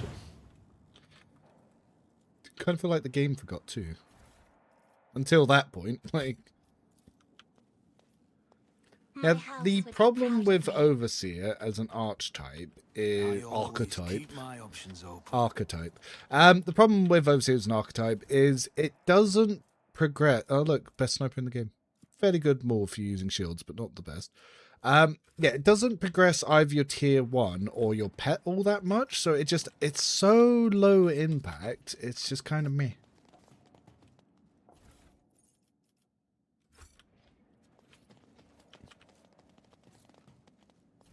Oh, there's a little chest around here as well. Steal all the things? So this side's the other side. Oh no, it's there. Always keep your eye on the price. But yeah, Arc Rifle Assassin, if you take the talents that I've taken for this build, which is on the sheet, it's under Lightning Assassin. Yeah, there's just a lot of weird interactions. Like, you saw almost infinite Death Whisper.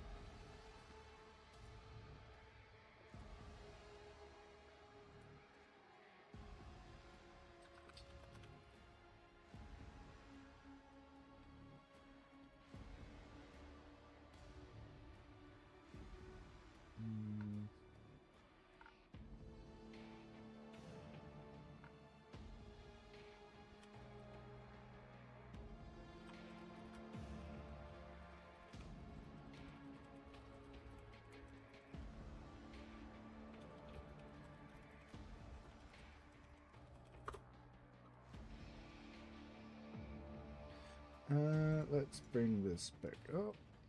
But yeah, Abelard with the offhand pistol is fun. He is stronger with double melee, but it's an RP game. Sometimes we want to RP and not be as OP as we could be, you know?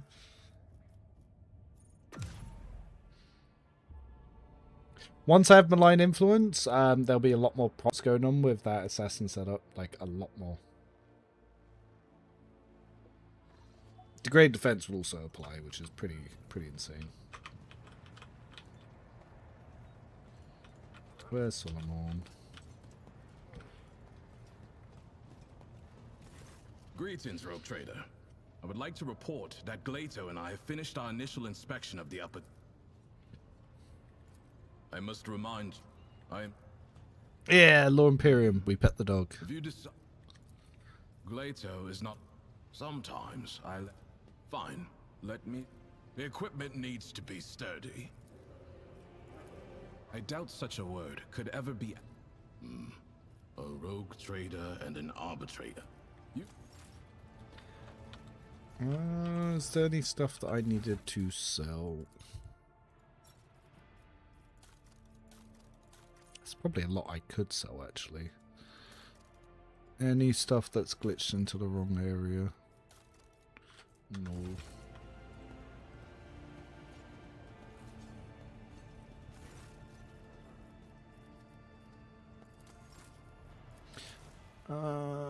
Oh, Warp Surge Brooch. That would make Chimerics much stronger. But I am after... Where is it? Do I... Wait... Oh, I must already have it. It must be on Kibella. So, if I look at Kibella, does she already have it? Yes! The Swashbuckler Cloak was on Kibella. That will be where it was. But yeah, Skirmisher Boots or Inertia Boots. Infinite movement, basically.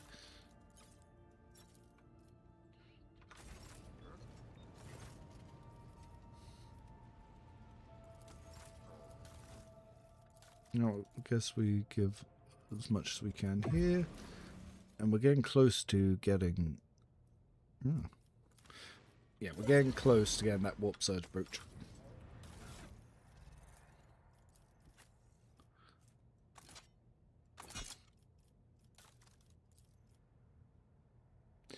Blah, blah, blah, blah, blah, blah. There.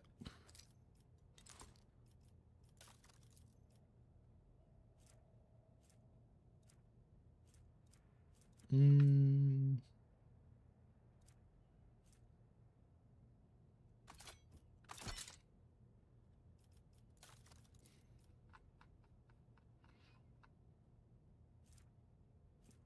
you can see, she is not a favoured companion because I don't give her much.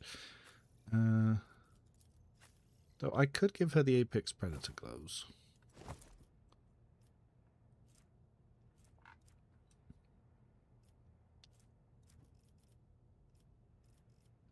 Everyone needs leveling. So much leveling all the time. Didn't check for ship stuff.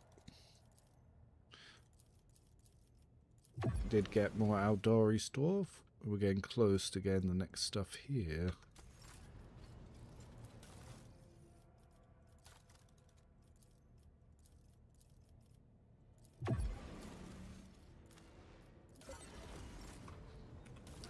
Heinrichs. No, old main gloves, good. Is there a build that focuses on attacks opportunity?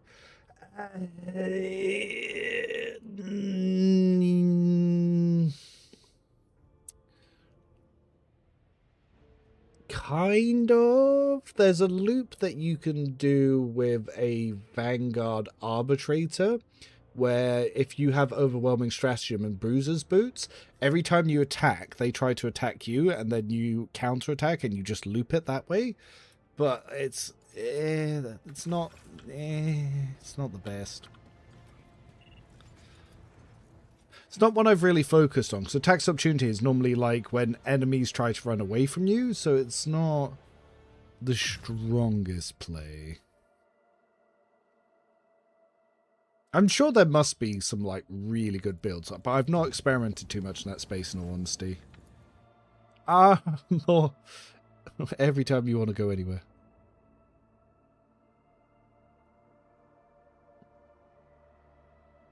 Do you have that awesome build sheet of yours, a Melee Pascal build? There's not really a build that you can make for Melee Pascal, because Pascal doesn't really have talents to support it. Like, he has 2 in his origin, but after you pick those 2, you're just kind of a guy that you buff, because none of his talents support melee. They all support range stuff, so basically just give him Void Veteran Boots in Act 4 and a Rock Saw and the Power Armor, and that's kind of the best. It's not really a build, though. It's just like, you stack buffs on this man. Do you think the decision to remove Dogmatic, Heretical, and Iconoclast choices to replace them Puritan and Radical is a good idea? For Dark Heresy, yes, because the Inquisitor, no matter what, the Inquisition, it's not heretical when they do it. They decide what's heretical. So you're either Puritan to the dogma, or you're radical and you're looking to change it. And that gives 2 very clear paths that they can focus on, and I think that they can get a lot more reactivity. Because the alignment in this game, they actually abandoned the alignment missions, really. So I feel like alignment barely has any impact. So I think the way that they're trying to improve it in the next game is good. We are a Goodman, and we got Goodman rewarded.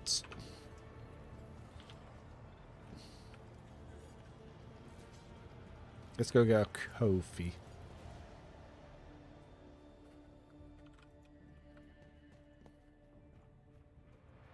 Oh. What do we have here?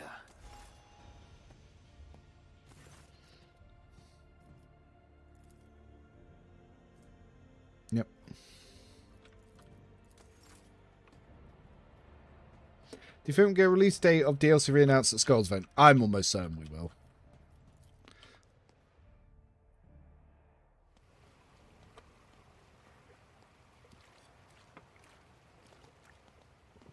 I'm hoping they bring back homeworld reactivity in Dark Heresy.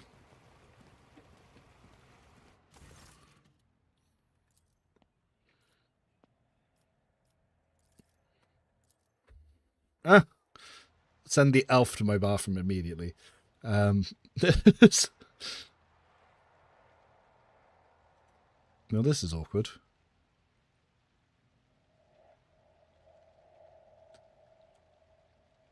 Guessing the scene didn't load and I had to skip. Oh, well, we don't have anything in our... Yep.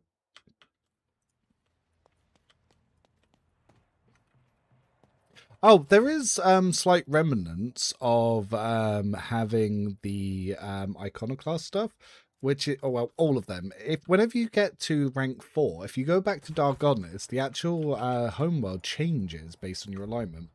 This was meant to reflect there was originally a quest line based on convictions, but they cut that content.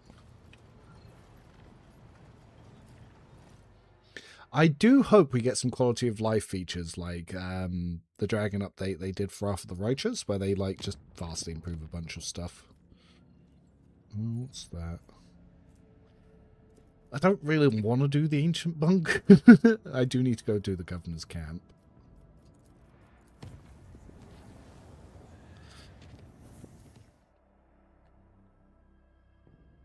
I'm going to see if we can get another Medicaid mask for Cabela.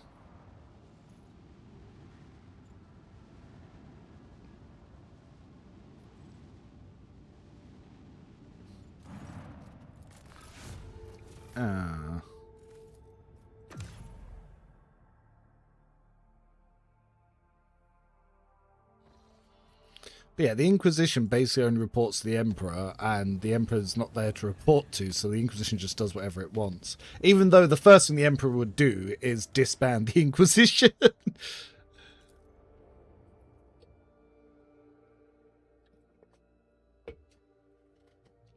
When he said no religion, he meant no religion.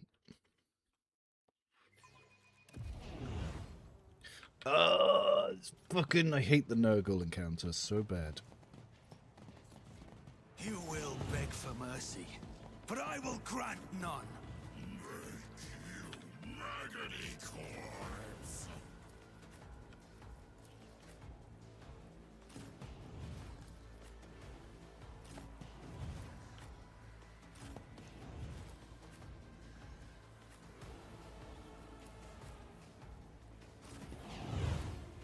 I do hope DLC 4 expands what we get with these.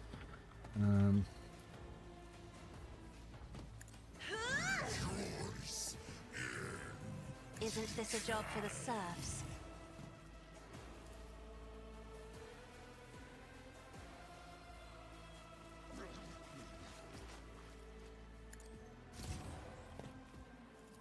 If I may, isn't this a job for the serfs?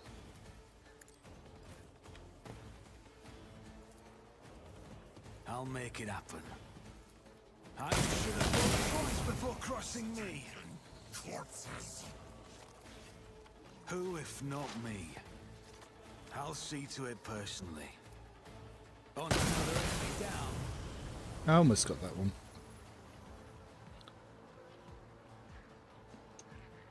Yeah, Vulnerables was applying, but it's not hitting as hard as it can do. Though Analyze did quite a lot there.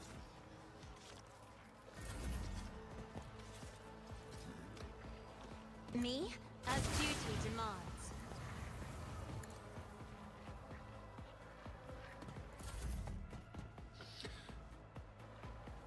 Yeah, the Nurgle one's just really annoying because they're just everywhere.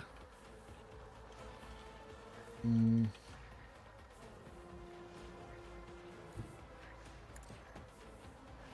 this one, because they are stretched out so much.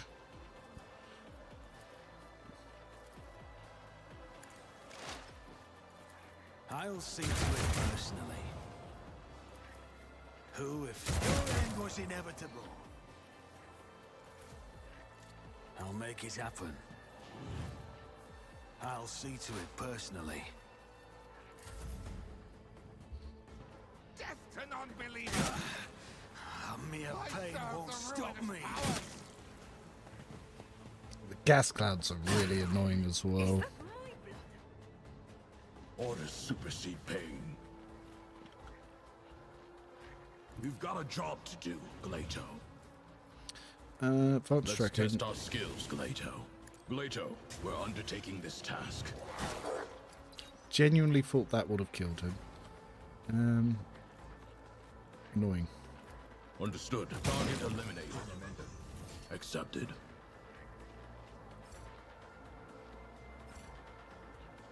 Hold the formation. Well, plan B. We send Glato up. Oh, it killed him. I was hoping to consolidate. Didn't mean for Glato to actually kill him. Wow. One of us would be enough. No AP to consolidate. Chaos guides me. But Abelard Victory is imminent. didn't have the cut level of buffs I wanted. Tried But, and tested tactics are the best ones. well, as long as these charges kill. Ah, an excellent target.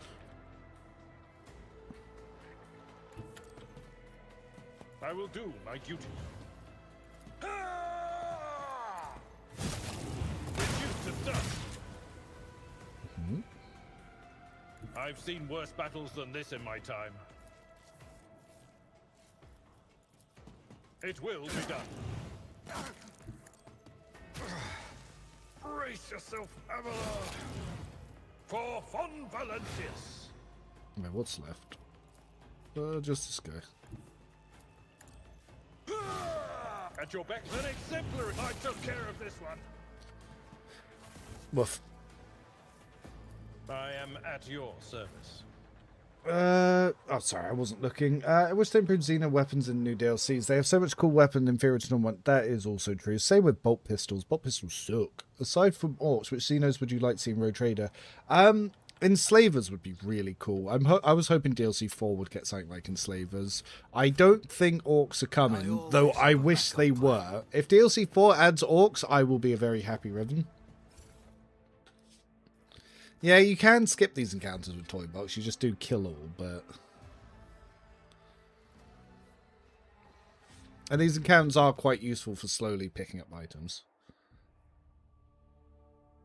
The Rocket Kevin Hart. I love that analogy.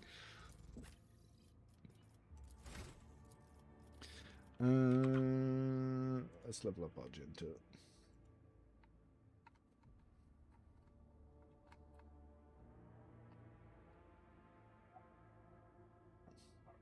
Perception and Litany of Purification. Well, that will upset the Xenos. Then, actually, Idra, we can level her seeing as we are right here. The last one we took, what was that? Santic Powers? So, Cascading Echoes. So, this one should be Intelligence. Also taking Lord Xenos. Then Enhanced Dogmatics, because it increases what the pet does. And I think I'm taking Weak Hearts here. Yeah. Ah, Pascal.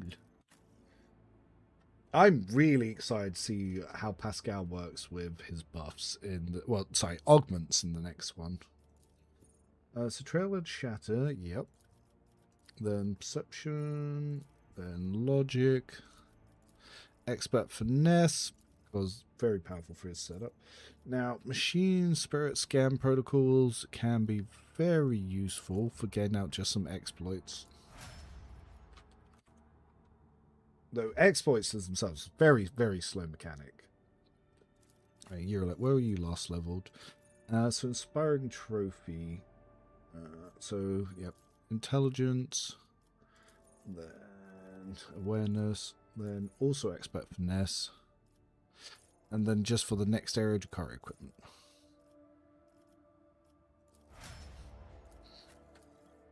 In Kibella. Okay. So Perception and Dual Weapon Combat. I've taken this really late on this version of the build, but you often don't proc 2 weapon combat because of the AP cost. It's just often much, and especially with Blade Dancer. But the only seasoning weapon worth using probably is the only Blast Pistol. Blast Pistol's funny. There are some people really like the Xenos rifles and the Drakari ones. I've seen people who massively overhype them.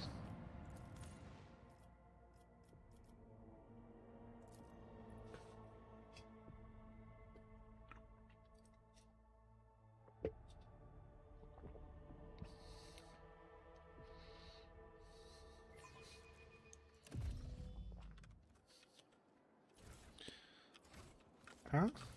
Why are you there?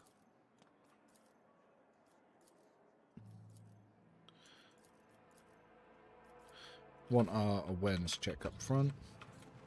I have weak spot for Drukhari swords. They are cool. They're cool as shit. I wish the claves were better, because the claves have a really cool lightning effect, but they're not very good.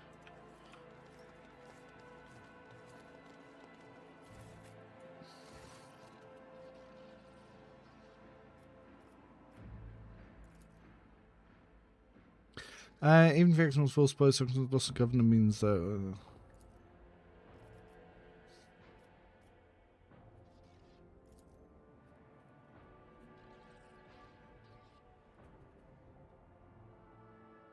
Adverse to the interest in Imperium unless your lordship OMG bounds to live the exact...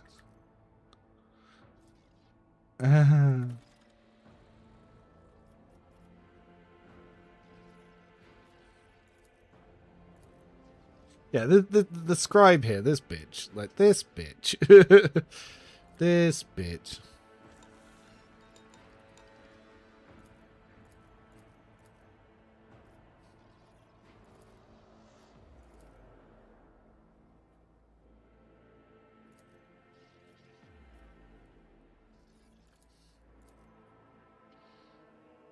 I actually never used the assault rifles with mid-burst fire and single shot. See, the ones I like are burst fire only because it's really good for assassins. Any burst fire, any weapons with killing edge is really fucking strong because each hit stacks up the next hit. So the higher the rate of fire, the better. But you are kind of wading for notes and weakness and compensator gloves and the Temperis Elite Carrot with a pace backpack for builds like that. So it's very late Act 4, which is why I was playing around with what the arc rifle offers.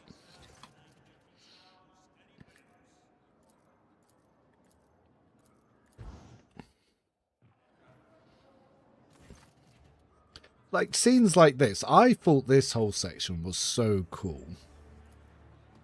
Like, doing the little puzzles the first time round, trying to work out.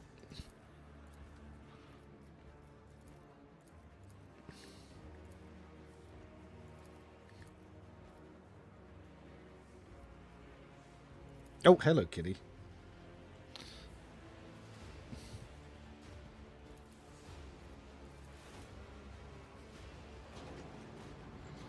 Is this the one where the wife was thinking that, yeah.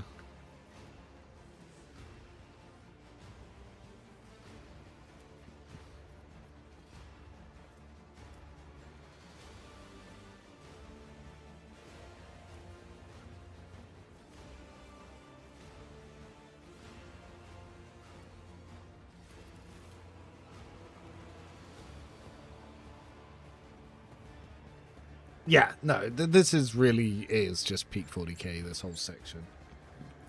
If you want to come up, cat, come up. You don't need to, like, poke me. There you go. This little one was waiting for attention and to be picked up.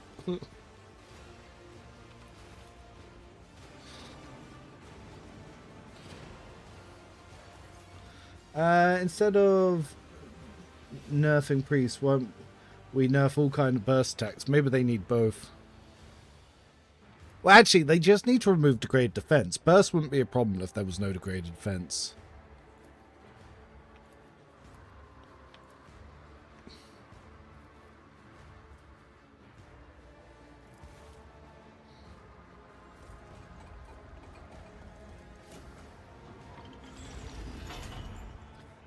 They need to make single shot stuff do more damage, make it more viable. Yeah, not on the burst rifles themselves, but definitely plasma and sniper rifles need to do a lot more. But it's tricky because obviously Pascal, the way he stacks plasma is kind of insane, but like what you can do with it as the player is not very good.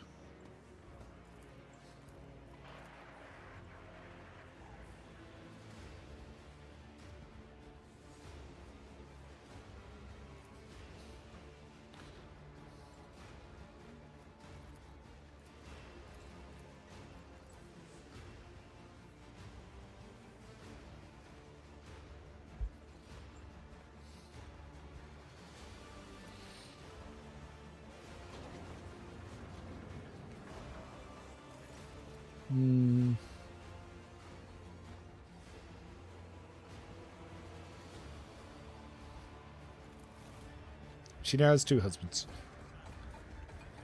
Yeah, I'm hoping Mel to get some surprise talents in DLC 3.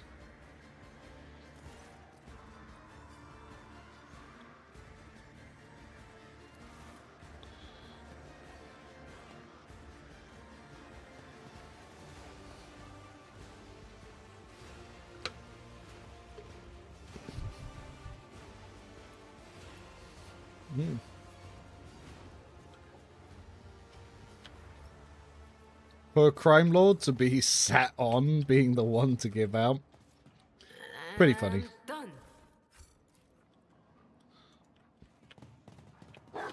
Look me, crime lord turned judge.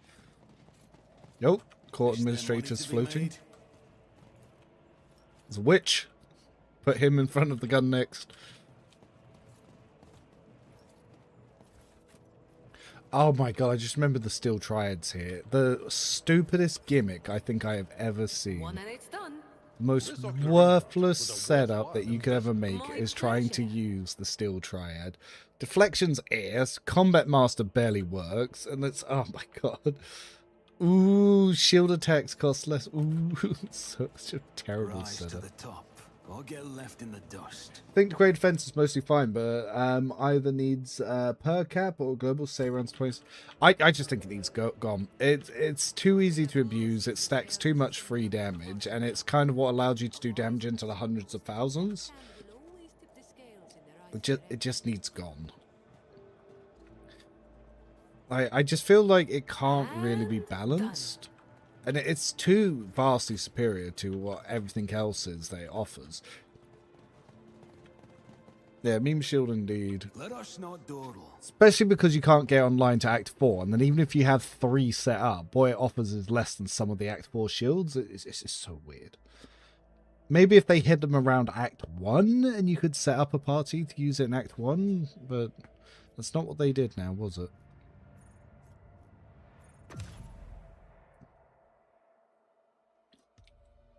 Because, yeah, you put the grade defense on even the shittest build in the game, and it will still allow you to one-turn the entire game. It's just, it's too strong.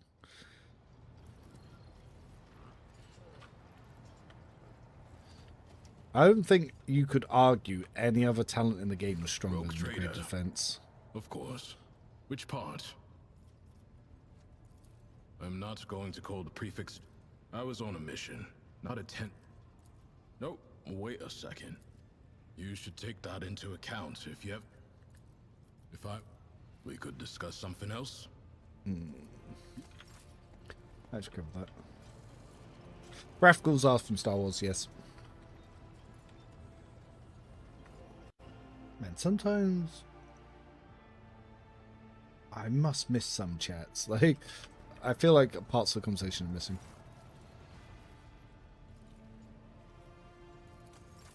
There's nothing I really need from there. We're still trying to get the last few bits here.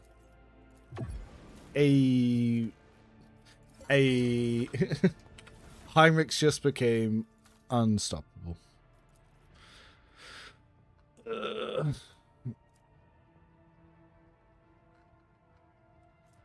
Wait, I blinked. What?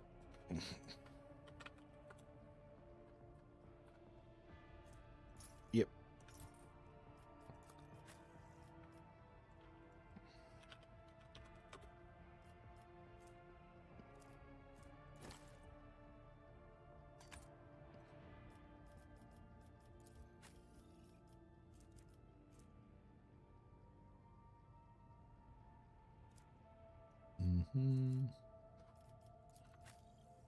Nice.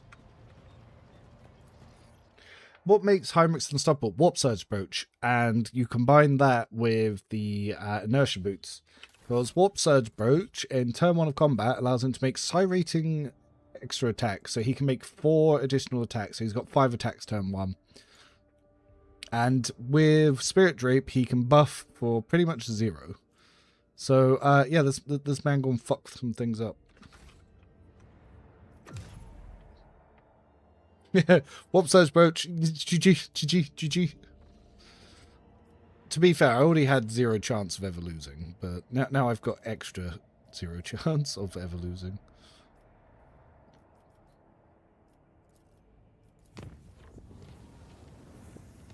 Oh, well, there was something on one of my... Oh, Vebos. I don't want to go all the way up to Vebos.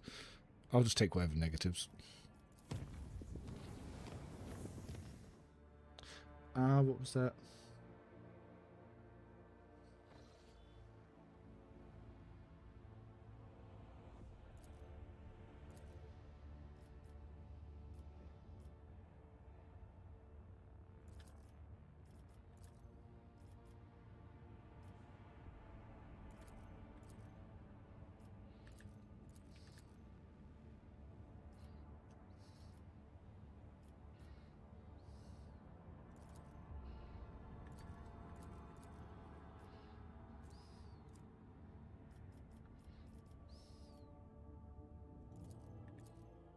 Blast them.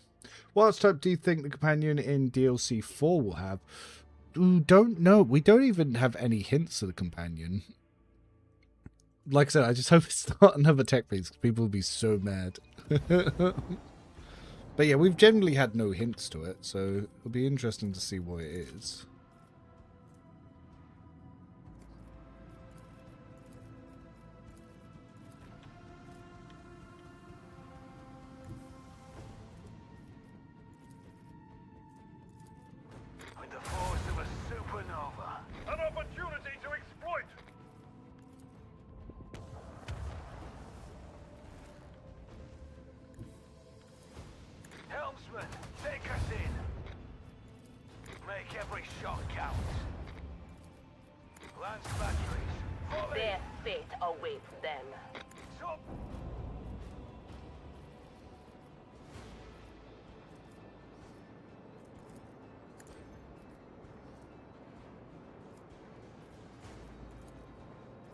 Probably shouldn't have got next, now that I think about it.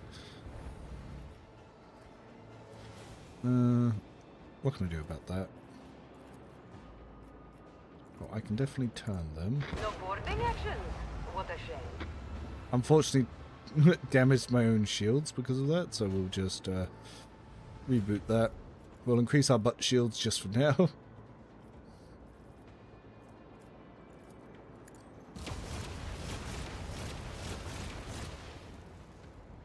Almost took it out.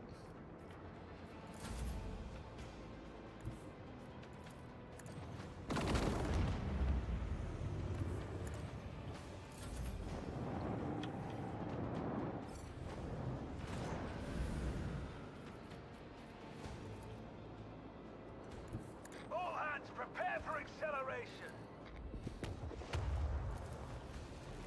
With the force of a supernova.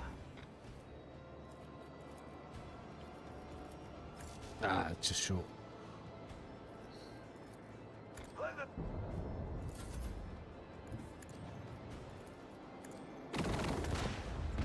Easy peasy.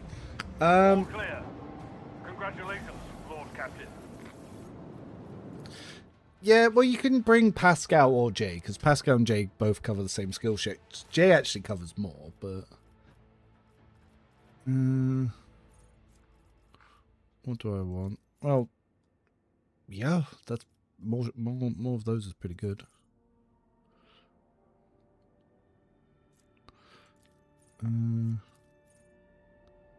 Yeah.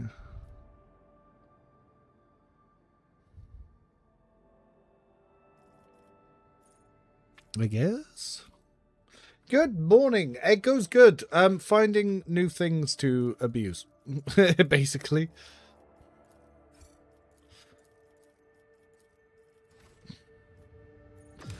So yeah, the arc rifle assassin seems to be doing weird things. It gets weirder as you get heightened concentration and malign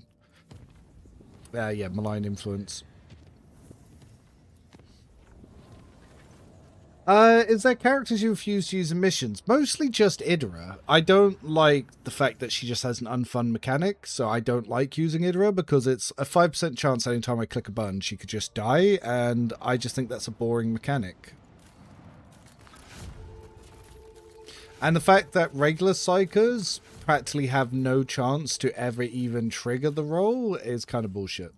It's just it just punishes the character for existing.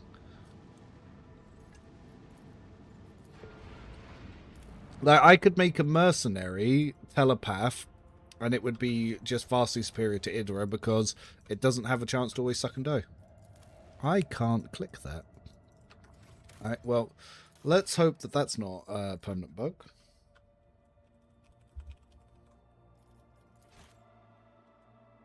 So yeah, that's kind of why I just don't use Idra. Boring character, boring mechanic, don't like. Oh, hello, sweetie.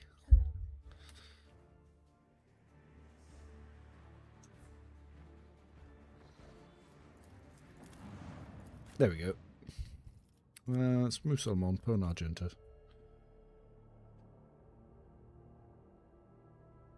Solomon's not useless. Solomon's actually really good. It's just that they made the mistake of not giving him rapid fire or dash. If he had dash, he'd be a lot more mobile, so he could do more. And if he had rapid fire, as a soldier of rapid fire and compensating gloves, he's already stronger than Ulfar. I do like that Heinrichs offers Idra the chance to get sanctioned, and if her side dampening helm actually made her sanctioned, or at least removed her, like, 5% chance to always suck and die, then that would at least be something, but it doesn't even do that. It just feels like a half-designed mechanic. And yeah, you need to get regular powers. It has to be major, not minor. And if I look at Heinrichs' powers, minor powers, so it can never trigger perils. Minor powers, so it can never trigger perils. Minor powers, so it can never trigger perils. Minor powers, so it can never trigger perils. Minor powers, so it can never trigger perils. The only power that he has that can trigger perils is warp speed. I use warp speed first, and then I can infinitely use psych powers, and Heinrichs can never explode. Whereas Idra, every power has a chance. It's just, yeah, it's just an anti-fun mechanic. It's not like, ooh, it's RNG, it adds more to it. It's like, no, it adds a 2 in 9 chance that when you click it, she dies. Like, boring. This is intriguing. Just as I planned. What's a peculiar Now, thing? the push and fetter mechanic in Dark Heresy is a lot more fun, because you can increase Veil, which does, yes, give you chances to accidentally summon demons, but it makes your powers stronger, and it makes your saves higher. That's a fun mechanic.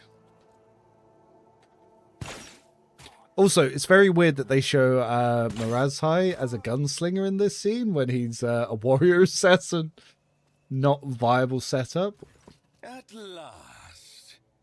You took your time coming to meet me, monkey.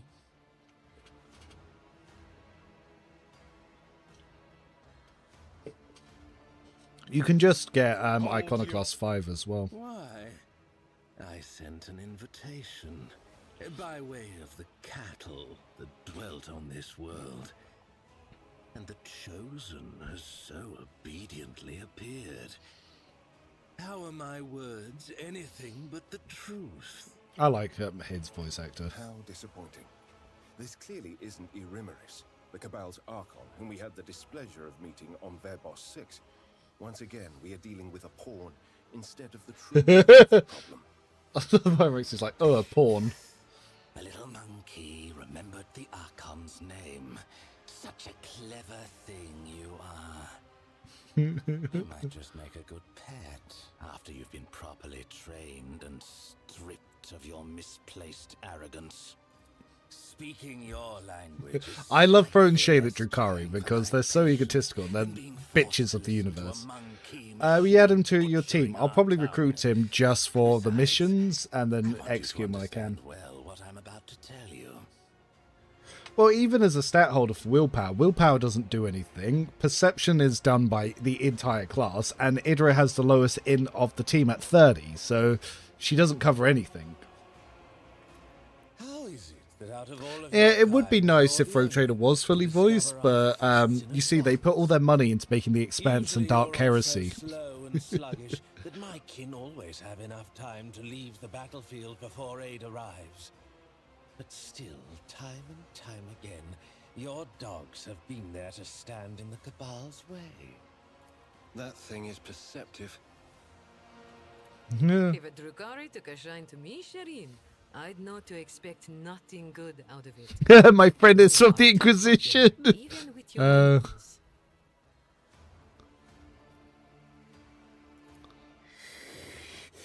Do not try my patience, monkey. I suppose you are forthright in that regard. But simple riches do not change the fact of your weak, short-sighted, deficient nature. No, there is another reason why the monkey have so Don't know. Actually, we'll have to see what happens with the commissar. I will tell you this, monkey. I know you might be lying to me, or you might even be unaware of who is guiding your hand. I am aware. It's the Inquisition. I have grown quite tired of your attempts to delay the inevitable. Surely you too have run yourself ragged, chasing us between the stars. Let us put an end to this. You wander among the stars, so you must know of this place. An ancient reach, where the echo of stellar agony rings still. A place that serves as a graveyard. We're going to for upset him old more. Stars, still filled with residual emissions and glittering dust.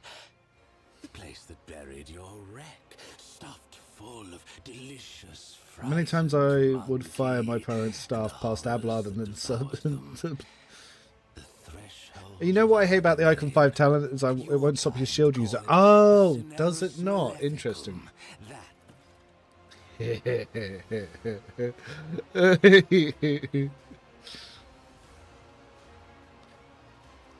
also funny that he runs at you to shoot with the pistols.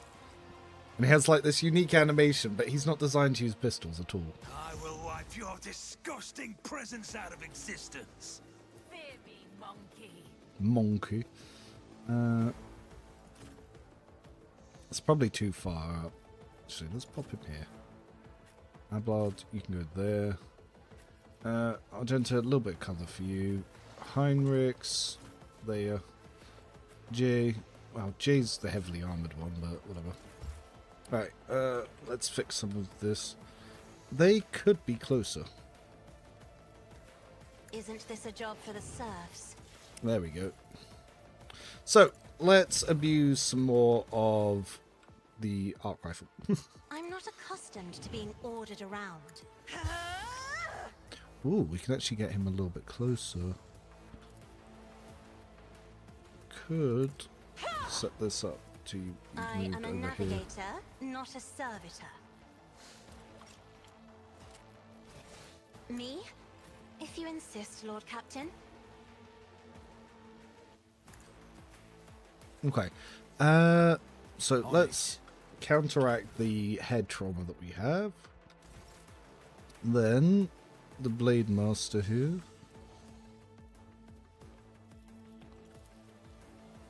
I'll see to it personally. It's a good offense. Right. Some good damage from there. And then surefire plan. I'll consider this a taste of what's to come. And for some reason, yeah, it just... Who, if not me? It gave us back the Death Whisper. But I think it's because we get the extra attack economy from the other thing. Another enemy down. My blood. It's as good. I'll make it happen. Just get quite a few attacks going off there. And how many stacks did it take of Echo Pulse? So it only says 1. Guess we weren't doing enough damage, really. Yeah, well, that guy, easily dead. Isn't this a job? Another third painted black. I'll paint your death in colors. Well, well, well. I'll see to it personally.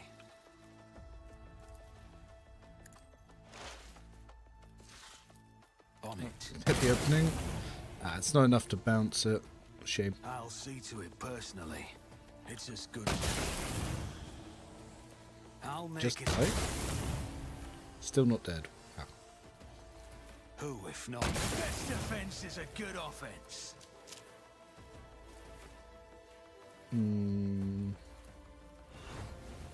I won't compromise my distance. They're all spread out, which is annoying.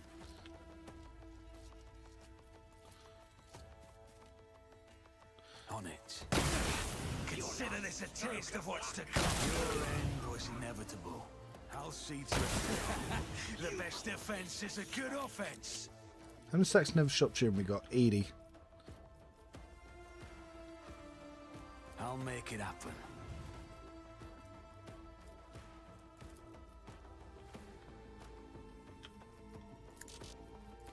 My gut tells me it's a bad idea.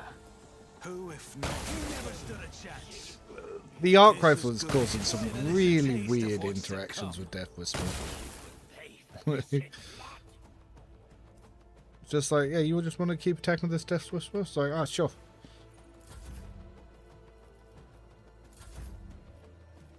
And then there's Argento with just pretty much nothing left to kill. It's like, ah, everyone's practically dead. As the Emperor commands, you can escape the Emperor's judgment. I'll do it. Oh. I did not manage her AP very well there at all. Ah, but then we just got Jay. Jay can freely buff her. And don't get too cocky.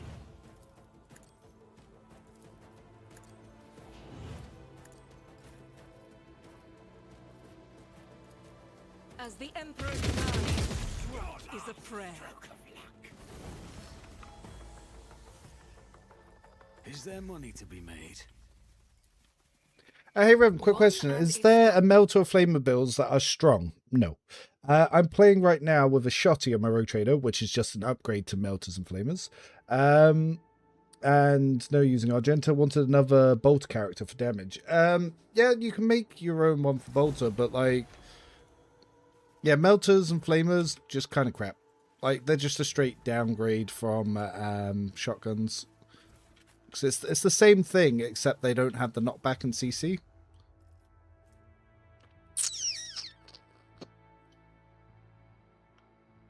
Huh.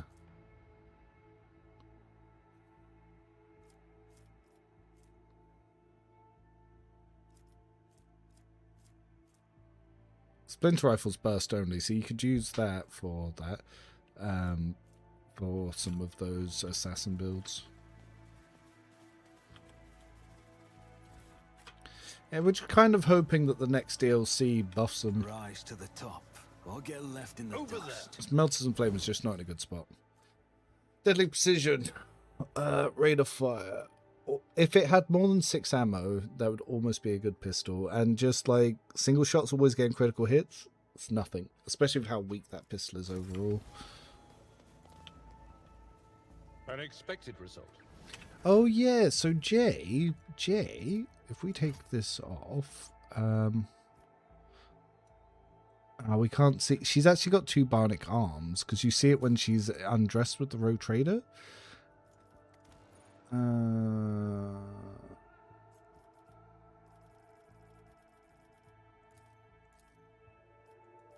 Yeah, so I wonder what some of her base augments are. Because, yeah, she's got 2 robot arms, you see, when she's undressed with the Rotator. So, yeah, I am looking forward to seeing what her base augments are.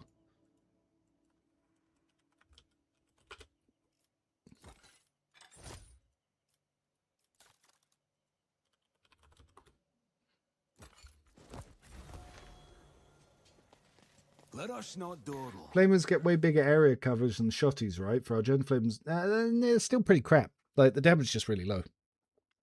The only reason you're really using shotguns for is to kill chaff in area. You can use Flamers similar, but it does a lot less damage.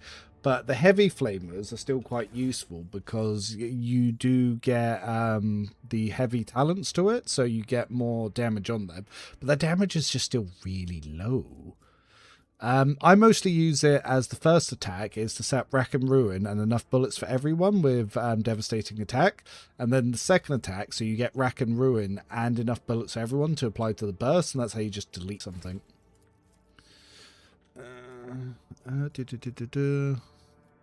That's fine.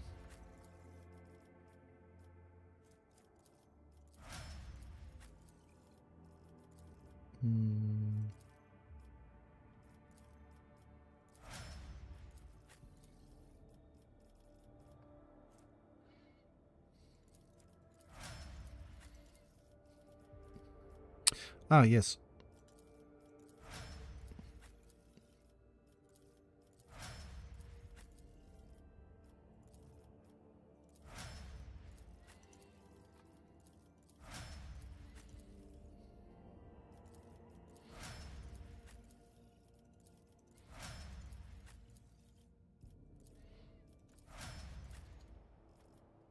Cool.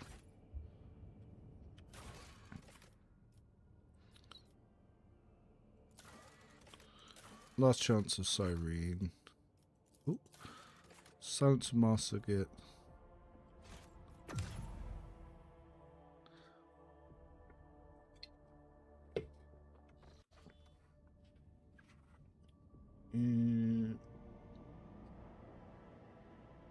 Oh, non-bolter. The rune cannons are interesting, but you only get them in Act 3.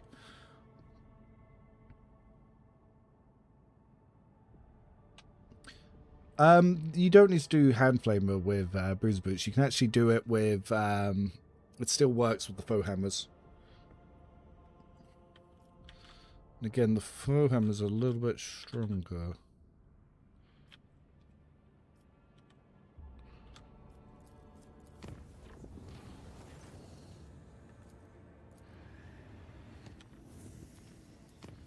I do want to see some buffs to a lot of the area weapons, because shotguns are the best of a bad bunch, but they're not exactly the strongest.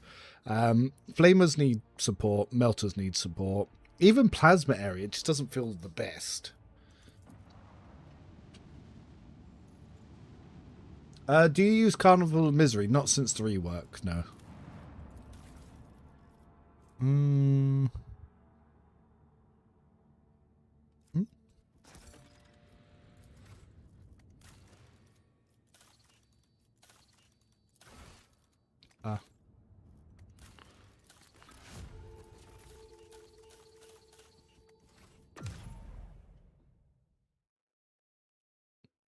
Gearelite Operative Assassin.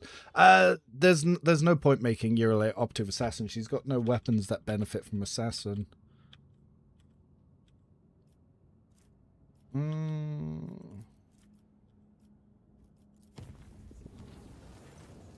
It's actually her weakest build by far. Bounty Hunter is her strongest because you can get more attack on me through Expert Finesse. Assassin is such a bad archetype overall because for killing it to do any damage, you need enemies to be missing health, so you need to be able to make multiple attacks, but the only extra attack you get is Death Whisper, and it has reduced damage, so just overall it's just pretty meh.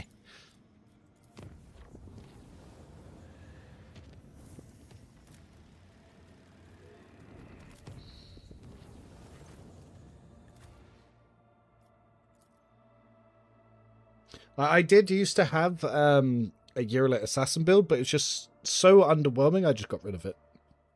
Like, you can use Burst Fire only, but it's meh. Bounty Hunter is one of the more interesting classes. That's a crazy thing to say. It has so many mechanics where it feels like it should have just been built into Operative by default, because every crit and kill just stacks damage and armor pen, so it's one of those, it gets stronger as the battle goes on, and if you pick off the right targets, you get bonus extra attacks, so it's really good.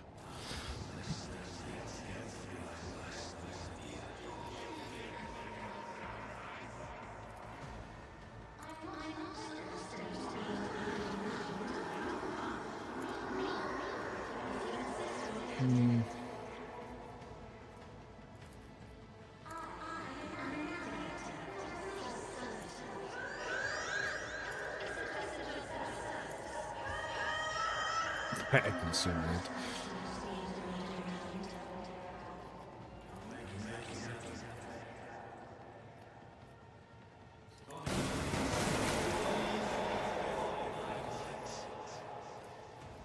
Yeah, shenanigans are definitely happening here.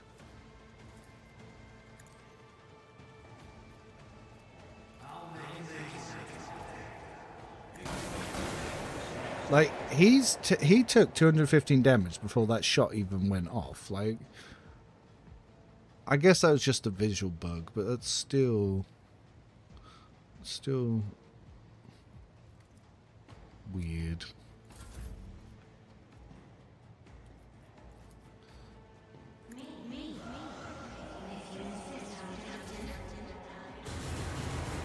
Oh yeah, Heinrichs. Yeah, you're about to see Heinrichs just go for it. Alright, let's not risk the warp speed, I guess.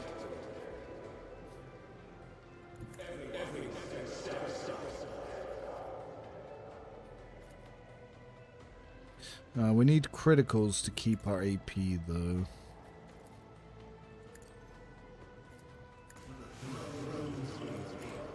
Not AP, MP.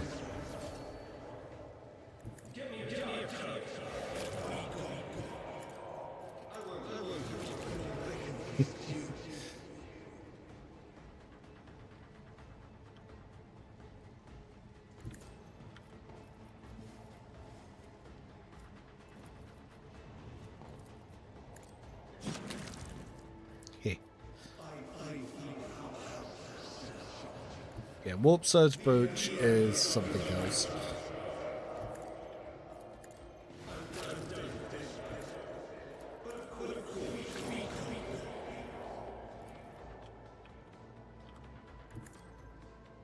Like, Heinrichs is...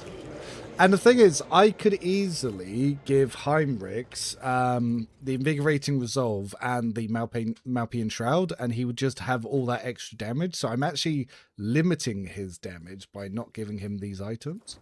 So I can literally just do that. Then we give him Invigorating Resolve, and he can just solo every encounter.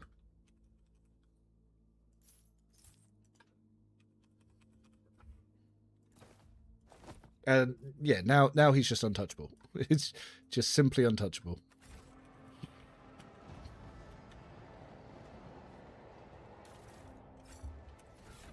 Okay, if we give Abelard the navy one.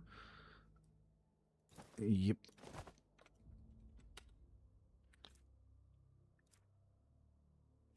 Yeah, you do feel outclassed when you're trying to play Navy officer.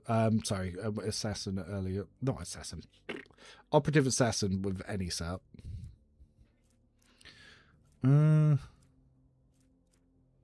It's not even a neck item even worth giving him.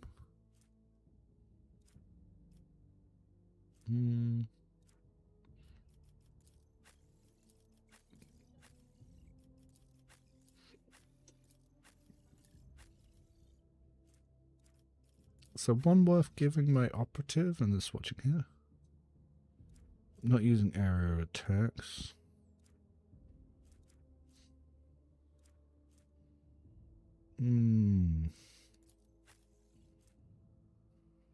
That's not even worthwhile.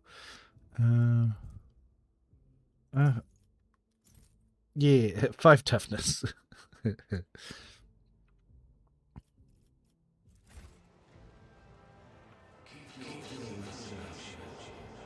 Yeah, Operative felt... Well, Operative since 1.0's nerf has always felt really bad. I'm hoping it feels a little bit better with exploits next turns, but I don't think it's going to catch up to anywhere near what other archetypes already do.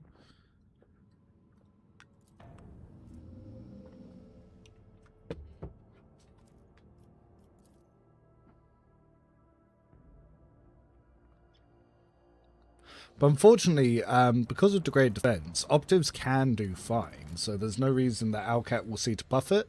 If anything, they'll be like, well, how do we nerf everything else instead?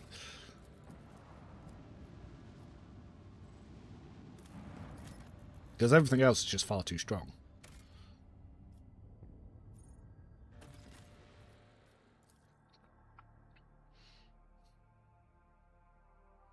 Oh, this area. I was like, what the fuck is here? And then I remembered it's the Gene Stealer. I always have a backup plan.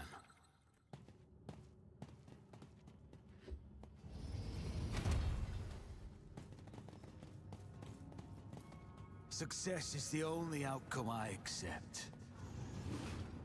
The word viable is questionable, because everything is viable.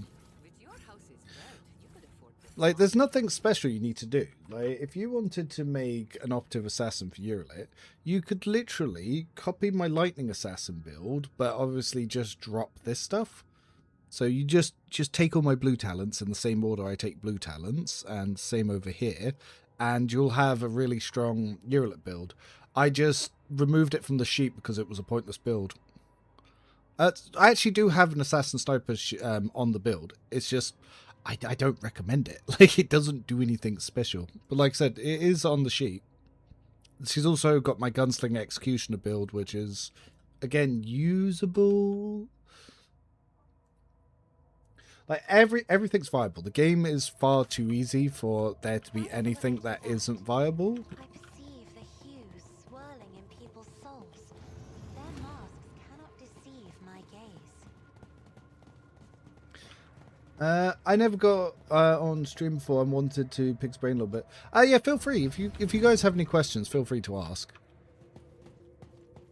Like, one thing that's really hard is there's lots of stuff that people are excited to do, and they're like, I want to do this. Is it any good? I'm like, no.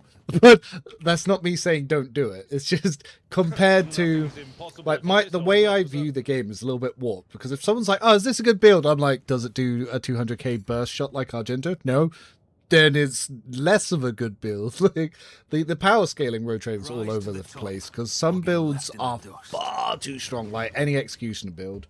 They can, and if it's like, if I wanted to make Heinrich's OP as well, all I now need to do is just go, and then which one do I want? Do I 3 strike, 4 strike? Boom! I am now the strongest build in the game. Like, just hands down. Got the inertial boots, got the Malpian Shroud, got the Vigor Resolve.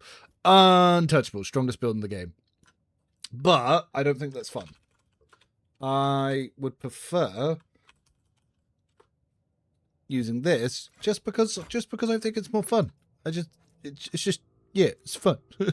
I like it. It's more lore friendly to me. Like,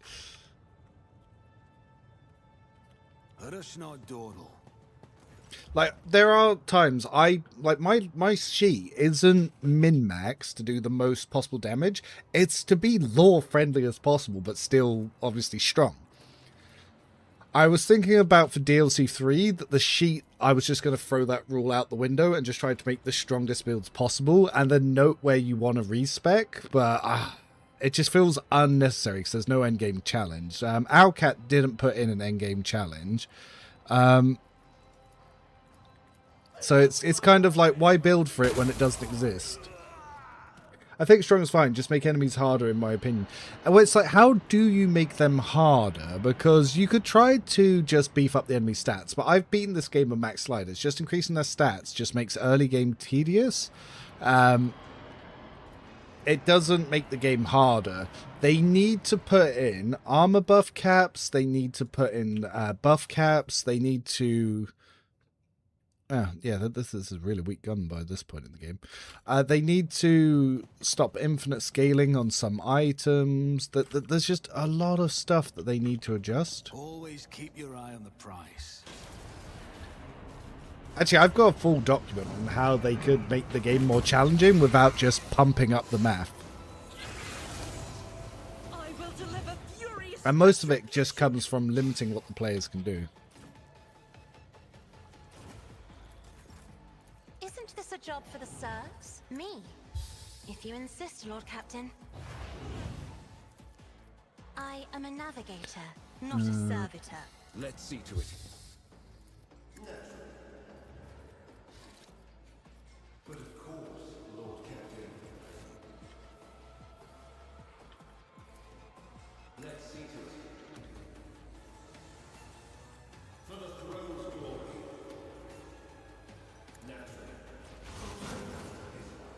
Deleted. Limit attacks to one a turn. Yeah, that would unironically work. Whee! Heinrichs is fast as fuck. Also, yeah, you will see his damage just be absolutely insane for the rest of this now.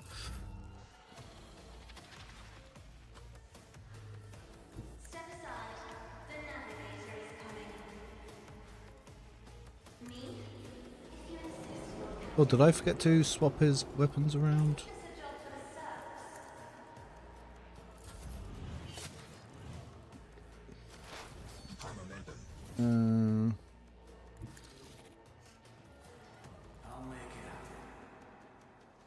Okay, I want to not blast Heinrichs here.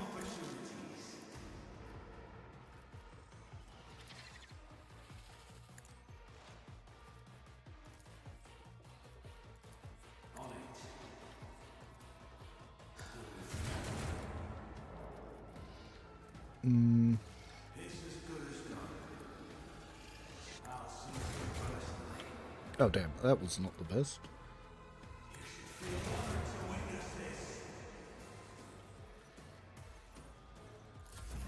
Alright, Heinrichs' turn.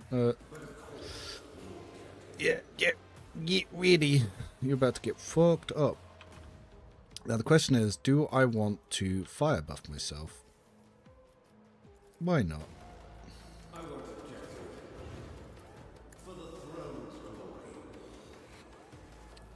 Do I also want to use this? No.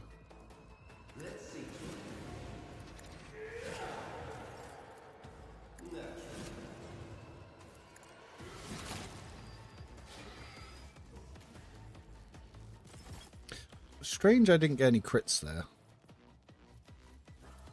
Very strange.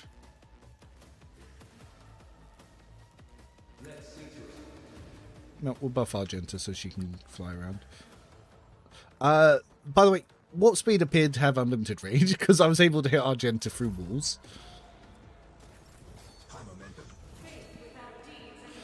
Yeah, this guy's about to learn he's trapped in here with me.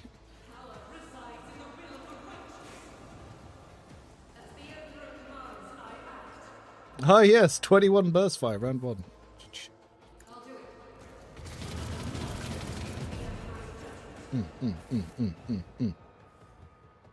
Cabela's still broken. Early's weaker, but the game's nerfs do nothing. 100% agreed. Cabela is strong. Like the nerfs, as long as you build for her parry, she's not really nerfed. Yeah, like her dodge is worse, but like... But, I just don't use Cabela because she breaks the game too easily. That's the only reason I avoid her. She's actually just too strong. No, all Blade Dancers, it's just too front-loaded. It's too strong, too many attacks, breaks the game's attack economy too easily. A Psyker one can literally solo unfair. Too powerful. The other problem is a lot of its skills overlap with other archetypes.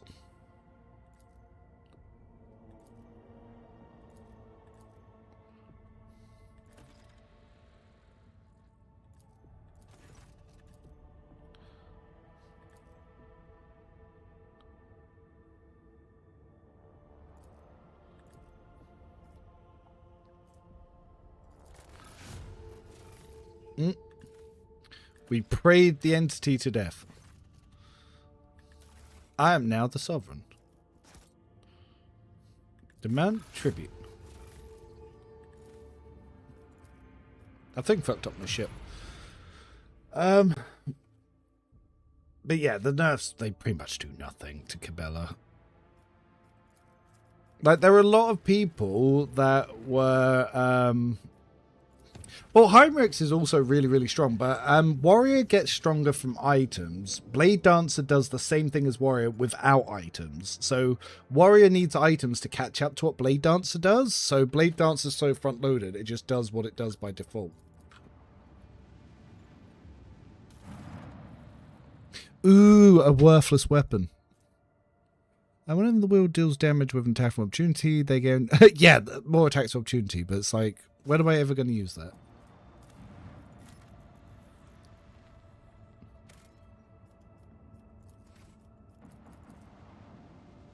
I can find the game too. Before Heavy Bolt Gun and after Heavy Bolt Gun. Yes, Act 1, the rest of the game. Not wrong. All characters somewhat break the game. Urilit can break the game.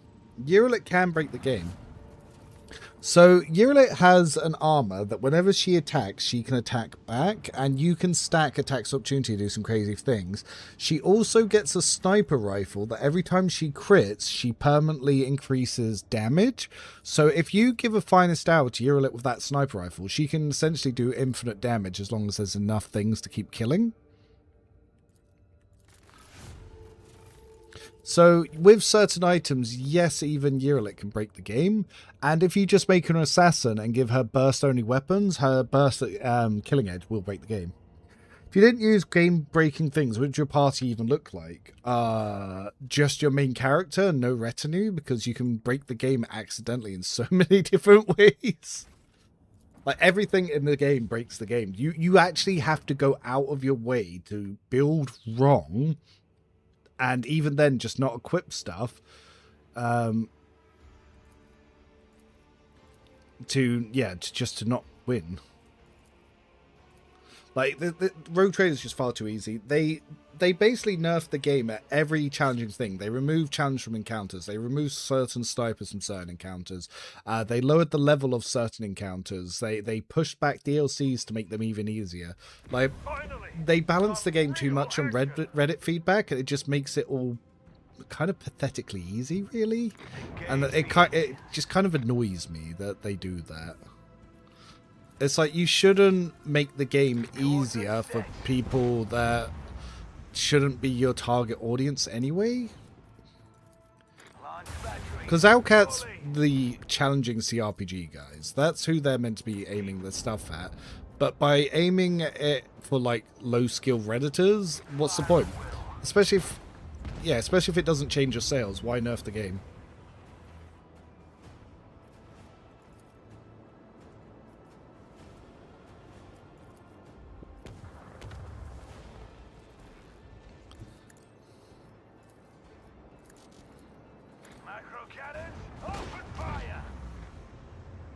This will be exciting.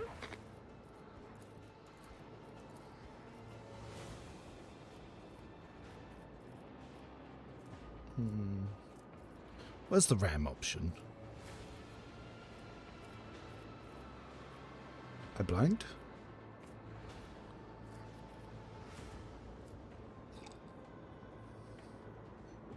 There. Ah, we're just off.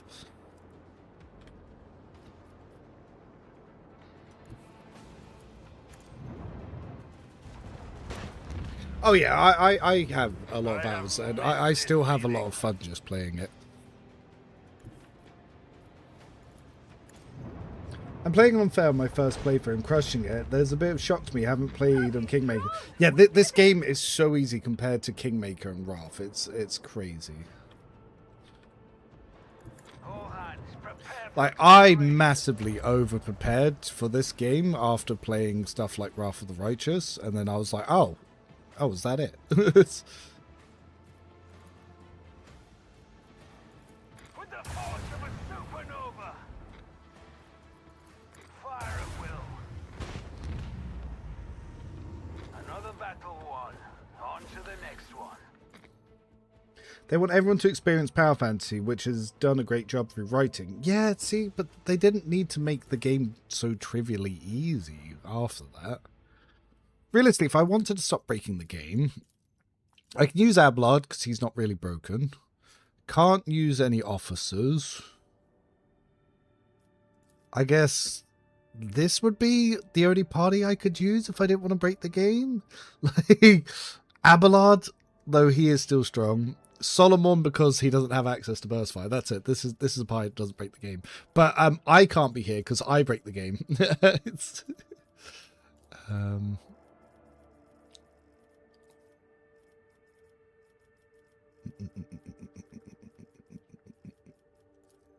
oh yeah, we still need the athletics checks. But I I do hope DLC 3 would be a challenge, but I don't see how it can be a challenge because they're doing nothing to address game difficulty. They're adding new things that are going to make us OP that will, and the thing is, enemies won't have augments except for in the DLC. So that means we're just going to vastly outscale anything that the AI can do. The game's just going to be too easy at every point. And as far as I'm aware, they haven't announced any plans to nerf any of the OP stuff. That was barely a challenge. You know, I actually don't think this way's any harder to go through. I might as well go for the other side. Experience. Nothing matters more. What does cutting off the power do? I forget. A job for me. Nothing's impossible for this old officer.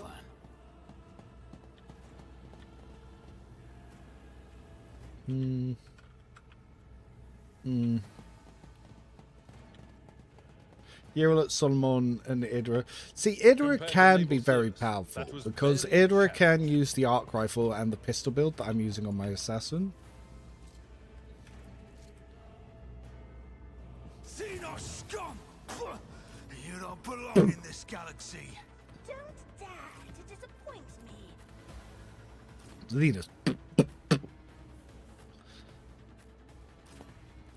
I always find it so funny how upset people are like, I want more Xenos companions. Why? It's an Imperium story of Imperium characters. Why? Like that. I'm sorry, that's not what a Rogue Trader does. They're not like happy-go-lucky Imperium. Like, yeah, it's silly.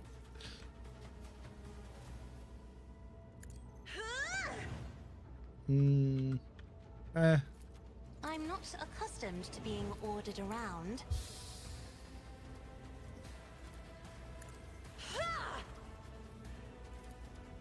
Me? If you insist, Lord Captain. Isn't this a job for the serfs? I am a navigator, not a servitor. Shall save that. I should have thought twice before crossing me. Who, if not me? I'll see to it personally. Deleted. Oh, Heinrichs is building up some damage. Oh, there we go.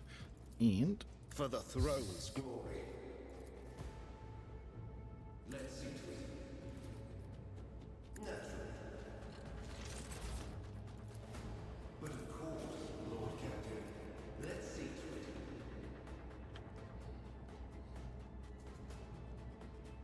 I need a foothold. I want to get here. Let's see to it. shame. But of course, Lord Captain. I'll put my psychic abilities to use. Are there any more enemies grouped up anywhere? Not really grouped. But we can still shoot them. I'll make it happen. It's as good as done. On it. Best defense is a good offense. I'll make it. Oh, I'm surprised he didn't die.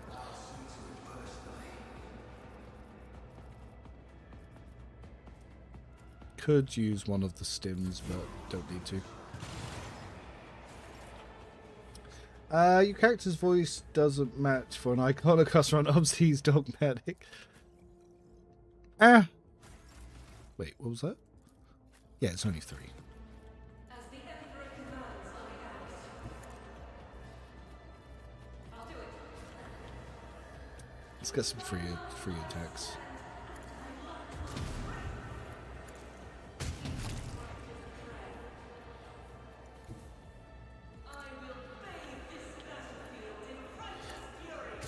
Oh, sniper rifle.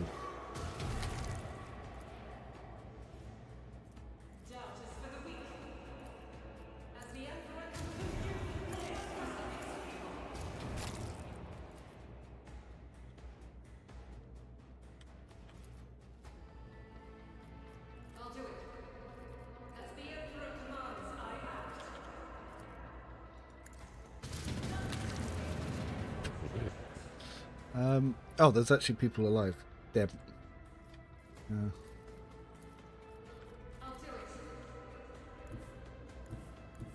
Yeah.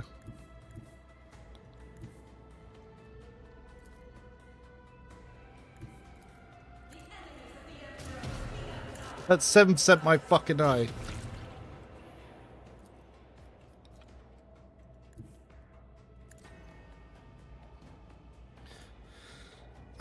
Call it dogmatic in itself as heresy. It's the path of true faith. Don't know. It's a take, that's for sure.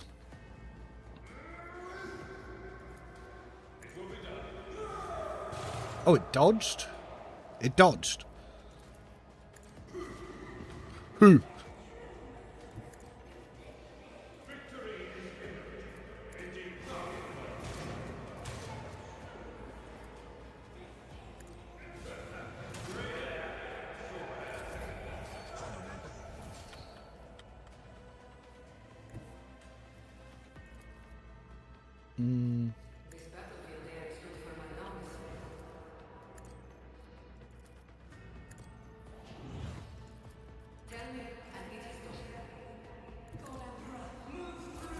That's a point. I forgot about... Oh no, Hyman's friend is dead. I can do that with the right incentive. I'll do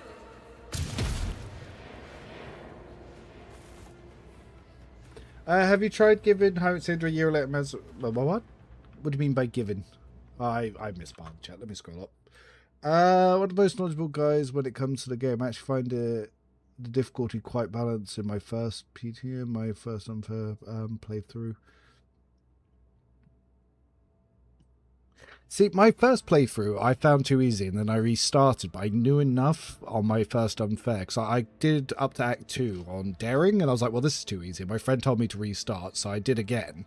And then the Chaos Spawn was the only challenge I had, and then after that it was just too easy. And then I kept reading online that people were like, oh, this game's so hard, it's so hard. I was like, no, it's not. So that's why I started making videos. An orc enemies is something I want. Companion, I don't care about, but an actual orc faction to fight and their fleet, that would be fun.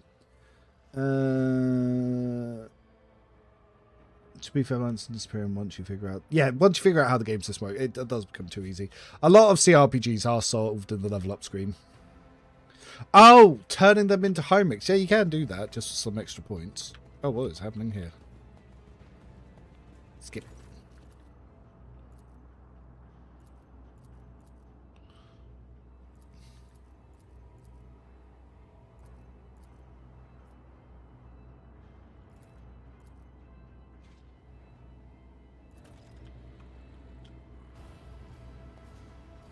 Ah, yes, we better disable the bomb that they left on our ship.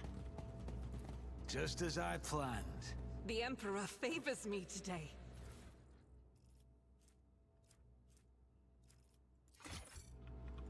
Nothing escapes my sight.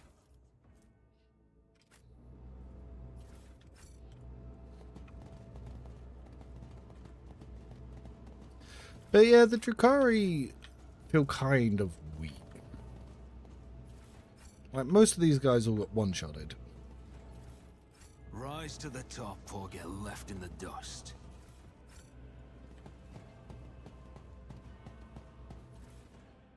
It doesn't help that the Drukhari that you fight in Act 4 have these same stats as these ones, so they're like Act 2 enemies, so you just blow through them. The ones that you find on the Frozen World.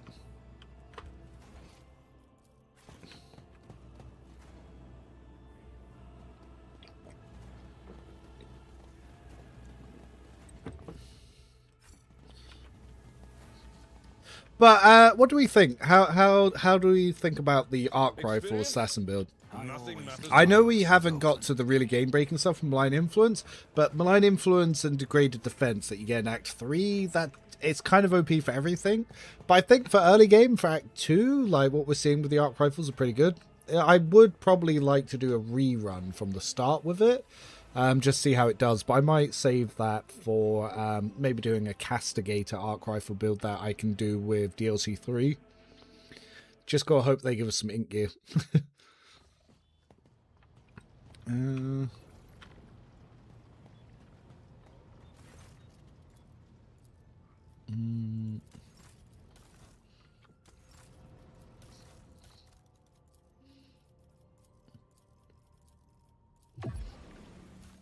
Nice. Looks really fun and strong for a change considering it's Operative. Yeah, it's all glitches, but something.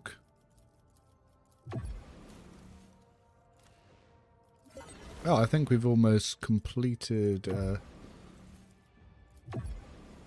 buying all the items. So got all that, got all that, got all this. Ah, fellowship.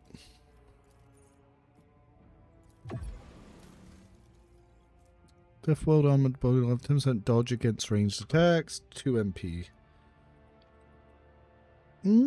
That's a lot of armor.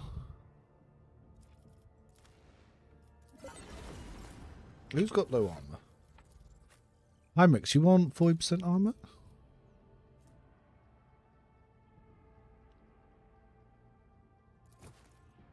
That'd make you way less squishy. Though, to be fair, because of inertia boots, having the extra 40 agility that he can build up, armor hidden problem is pretty good. What have you got? 10% dot. Oh, I like the extra 15 toughness. It makes her less squishy.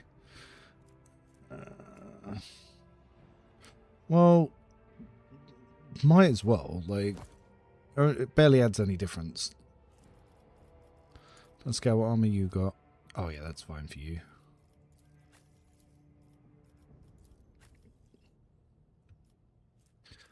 Yeah, the extra 2 MPs something. The dodge doesn't really matter.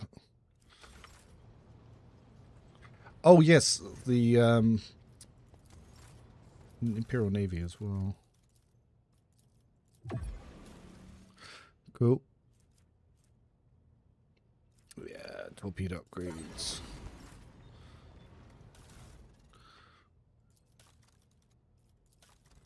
So, I think now we've got the double Hakuta ones, don't we? So, 3 shots at 33. 3 shots at 33. What does the focusing lens? Fire range? No. Disrupt plasma. Allows Iconic Blast to be fired from plasma. The Iconic Blast never score critical hits when the Iconic Blast immediately removes the target's shields from 3 sides, excluding the side furthest from the attacker. Okay, we can try that. I've not used that before, so I don't know if it's any good, but we can try it. We do want to switch these to our 5. Yep. Straight upgrade.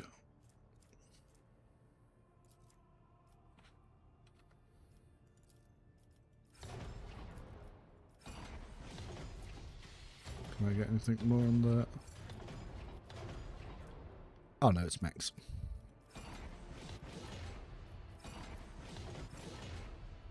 Cool. Eager to see who you're going to bring to Kamura. Yeah, I need to plan that out as well. I can. It depends. Do I want power armor Heinrichs or power armor Abelard? Take one or the other. Oh, actually, I wonder, because that's 100. Because that's now 100.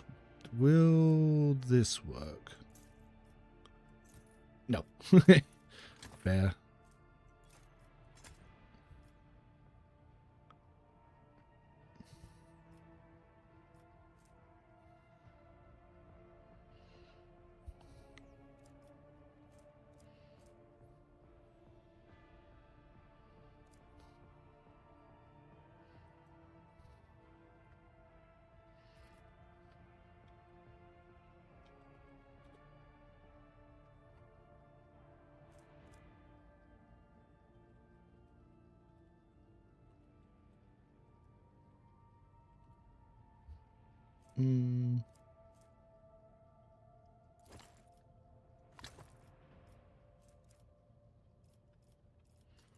Oh, that's a point.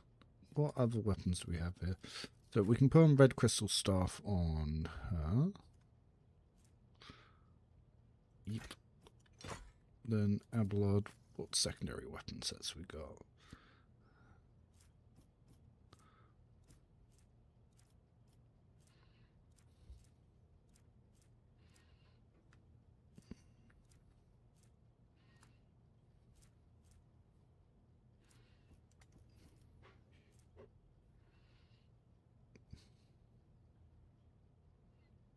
Oh, we can use that to actually just drain armor. That's actually worthwhile.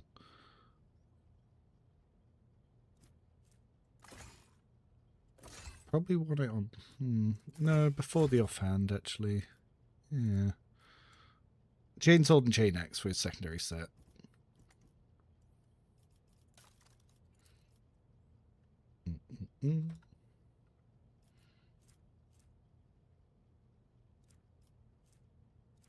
Yeah, and his armor pen should be pretty high. 40% there, but if we do that, what's it say now? It's still 40%. It's something. Grandpa always has a drip. Oh, yeah. I definitely don't want to bring Cabela. It's kind of fucked up. Yeah, some bad stuff does happen there. Twin cannons allow for 2 flak shots, simply shredding Eldar ships. Yeah, they do. But the thing is, I'm playing an unfair, and meta is range. It's 100% meta is range. Not being in range to get fucked means that you destroy other things. Able to explain as if to a child where Argenta's famous damage comes from. All my builds are great, but my Argenta is terrible comparison. Yeah, it's 2 talents. it's really easy. It is. Tenets of Retribution, so you can stack, well, willpower to her stuff. And the other one is Listening of Hatred. It gives you big base damage based on her based on her willpower. So if we quickly open up one of my own YouTube videos here, I will mute the tab. Let me just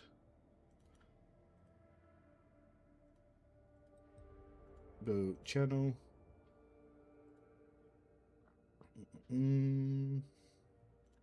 So, ads. God damn it. Why are you going to be like this, YouTube? Imagine getting ads on my own video. So, basically, the way they reworked her is Unshakable Faith. She turns physical stats into willpower, and then she gets stacks of zeal. When she uses her Furious Recital, she turns stacks of zeal into base damage from Listening of Hatred. So, when she does that, her damage is pretty insane. But more importantly is, as the willpower goes up, and as she increases rate of fire, stuff just keeps getting more and more broken. Because her damage is insane, because Listening of Hatred adds a lot of base damage, and then willpower adds a lot of percentage damage to the damage that she's then already doing. So, like, even with, like, her Heavy Flamer here, you can see that my damage is doing 600 just for a single attack. But then the burst, if you watch how much each bullet here does, so it does 31 shots, and then each bullet, it calculates to between 300 and 400. So as you can see, that's 33 shots doing between 300 and 400. And like the last shot there doing 900. That's 1 bullet out of those 33. So, yeah, it's just those 2 talents. Just Litany of Hatred, Tenets of Retribution, and use bolt weapons. The heavy bolter weapons, if you use Overpower, it can turn ballistic skill into more damage, so you just get more scaling. I think eventually you get so many buffs and things stacking damage to Argenta that you get times 40 modifiers to each individual bullet. To show how insanely strong it is, I then edited the boss here. When it spawned, I edited it to have 400k HP. So, yeah, if you see here, I edit the boss to just basically increase its HP. So, yeah, so 300k there. I think I'd move, then it gets even more HP. So at the moment it says 300k. So I use Devastating Attack to set up the debuff there, so it increases my damage, and so I can get my Arch Militant talents. So yeah, she does that. Does 3,000 damage just from the flamer attack because it's a daemon, so she gets double bonuses from Listening of Hatred. As you can see, we'll show you where some of those stacks are coming from. Then Wildfire, so I can get attack for 0 AP. Set up for a Burst Fire. And yeah, see, look, 400k HP. Now watch how much this Burst Fire does. Oh, woof. So, over 200k damage. Because each individual bullet is going up to 5,000. The reason the damage is going so high is degraded defense. So you watch my damage go from 300 to 5,000 per bullet just because of degraded defense. As you can see, yeah, over 200k damage. Just deleted. And each individual bullet is doing obscene damage. And yeah, so she can just hit for another 5k from the flamethrower. Sepscorch just get another attack. And yeah, each bullet just doing 5,000 each. And just the rate of fire that I've got going on there is just insane.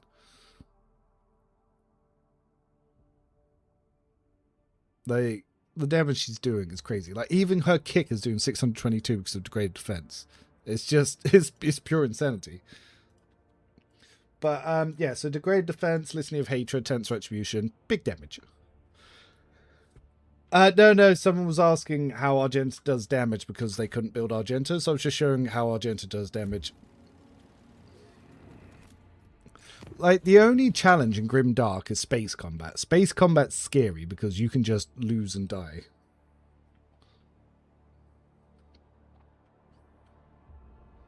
Jealous custodian noises, yeah. And, yeah, you just stack up rate of fire with different weapons.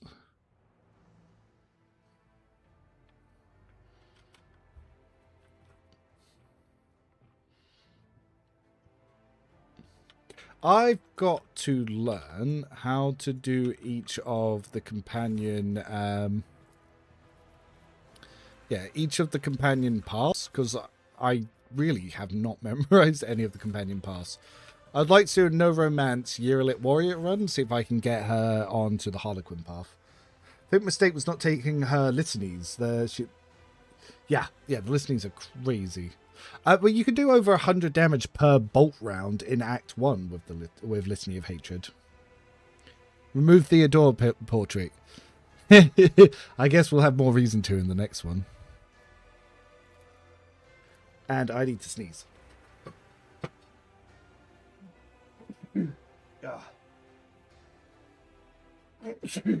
Excuse me.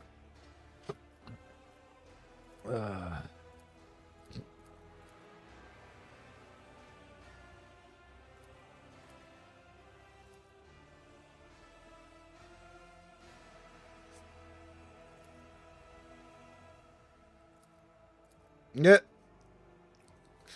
Yearlit's such a bitch. Like, I hate that character so much. Just betrays you, even if you do everything right by her. So up her own arse and one of the dumbest characters in your retinue. And she comes with really low intelligence.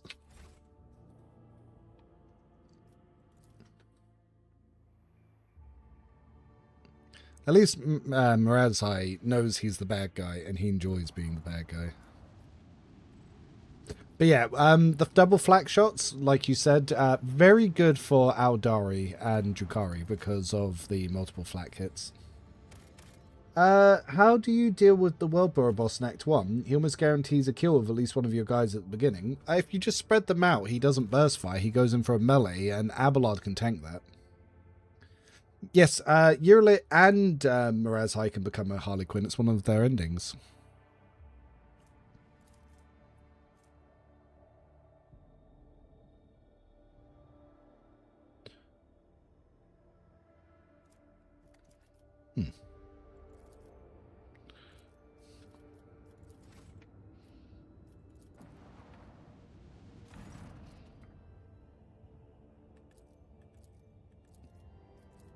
Strange.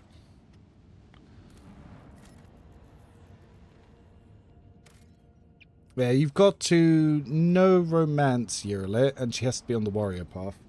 Though I think yeah, enemies of humanity. I'm assuming this is Aldari, so I think you are right. This one, we're going to want the Stygian dual ones.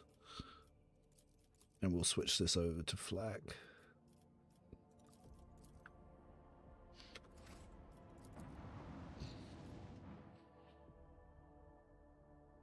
But yeah, you spread him out and he doesn't use the burst fire. But it's really hard because you want him to go into that melee. Because Ablard, like, even with the shield, you can actually block it as well. I think this run, I actually lost 3 people because I did not block it. I did not spread them out.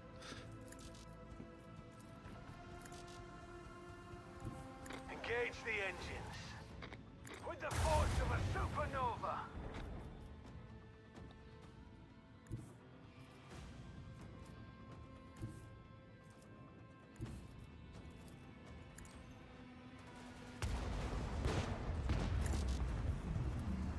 Let them taste our fury.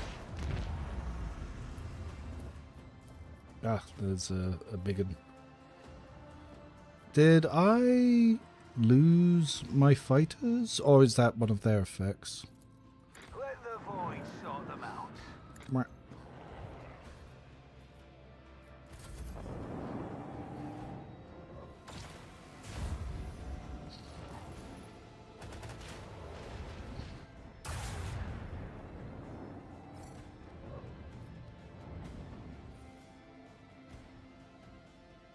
Yeah, you can just trade him over as well. Perfectly valid option.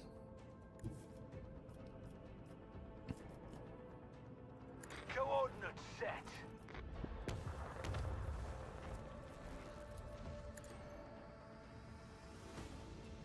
Oh damn, that's the first time that's ever been like on this side I'm on. Make every shot count.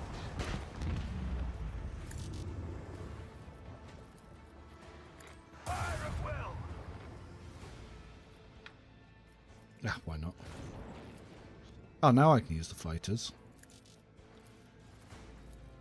Torpedoes away.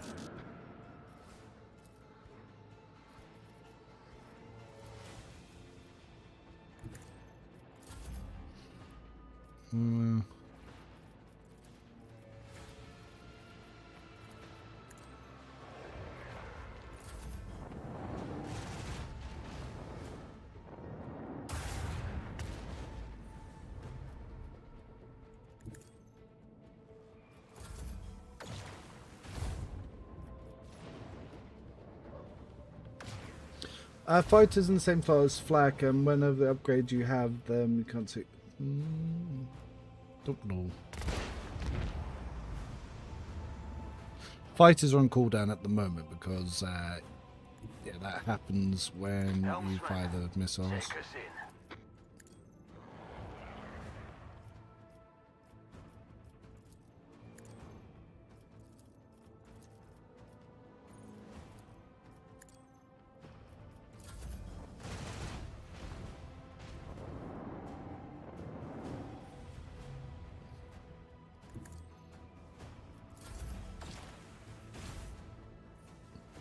You used to be able to get that shield from the Heartless in Act 2, but then when they changed that you get as an escort, they moved it to Act 4, and then it's not really that useful in Act 4.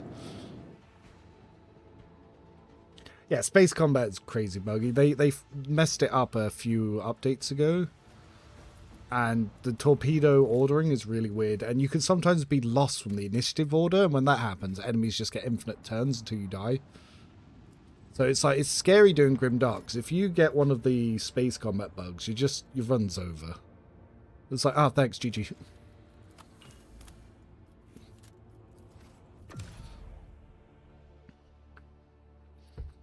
Ooh, was I paying attention? Oh yes, they're attacking Dark on us. Oops. Here's me exploring the universe. Should have done that straight away. No. I'll keep on the flat cannons for the Drakari space combat.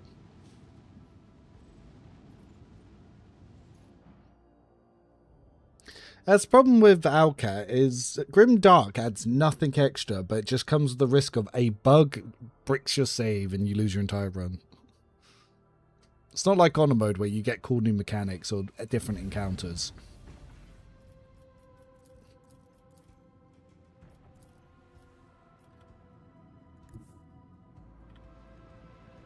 Coordinates set.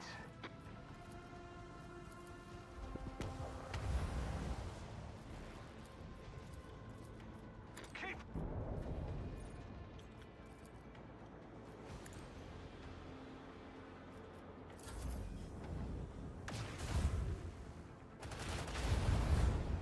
Those batteries hurt so bad.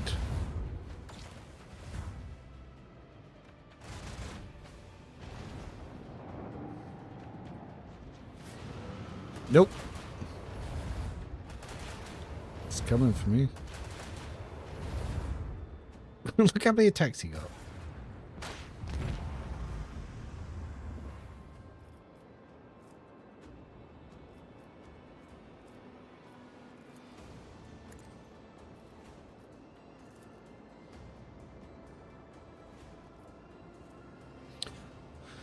Four shots, 15 damage. And you do 2 shots, 21. Okay, no, that's just better. Let them taste our fury. Macro cannons, open fire! With the force of a supernova.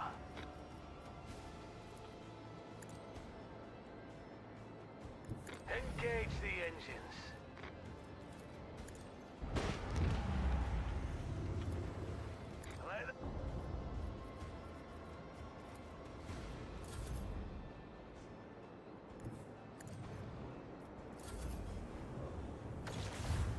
Buzz Great 3 is probably the only RPG I trust enough to play with one save, even then you can still get bugs that can end your run. Yep.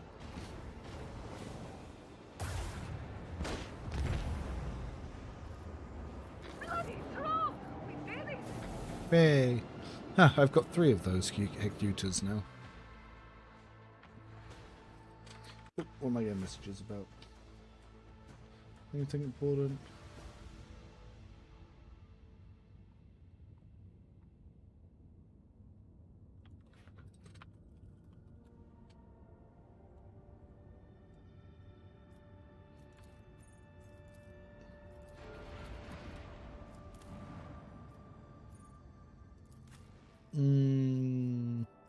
It's fine.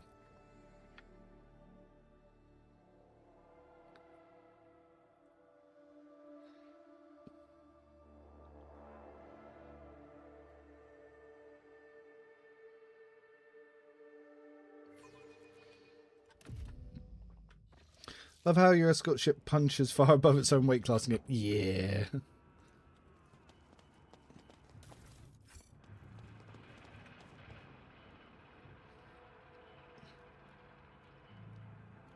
Skip. Yay, we got here early.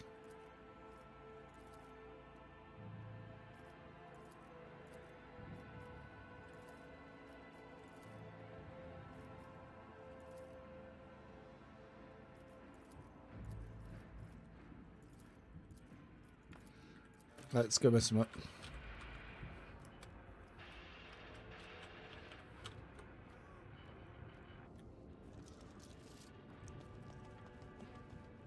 Yeah, for me.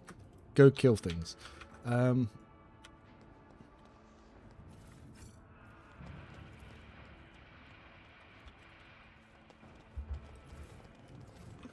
us not dawdle. The hive is engulfed in smoke, and you're... Disgusting presence out of existence! What was that wind? Emperor, give me strength.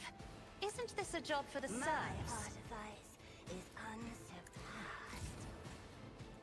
I'm not accustomed to being ordered around. I have read tomes of military tactics. The thing I like most about this build is I don't feel like I'm wasting my turn by giving it to my operative. That guy got eviscerated.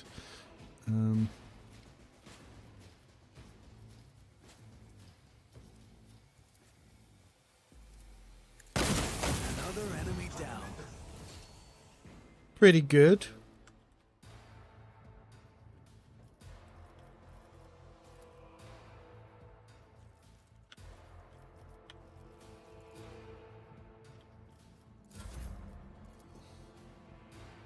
I'll show you why navigators are feared. Let's see to it. For the throne's glory. Naturally.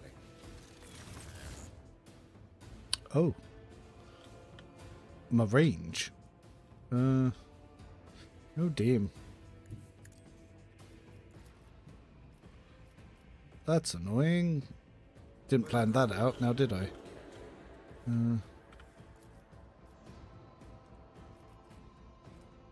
Let's see to it.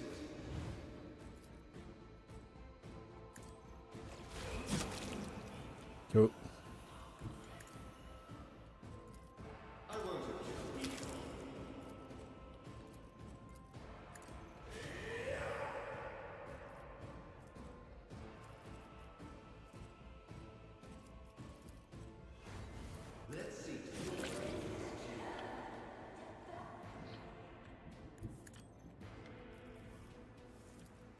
Do I even see? Oh, they're really far.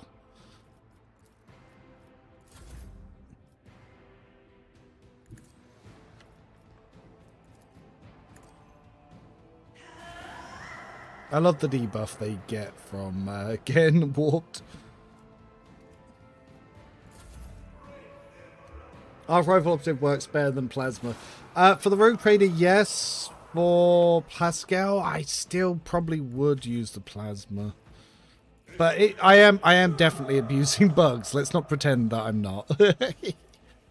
Something wrong is happening with the interactions.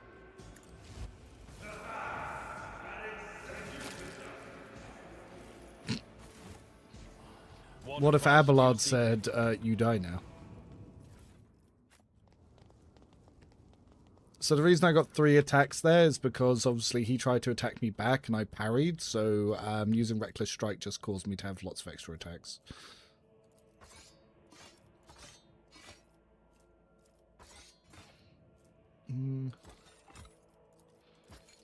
I will keep 1 so I can just work out which ones I need.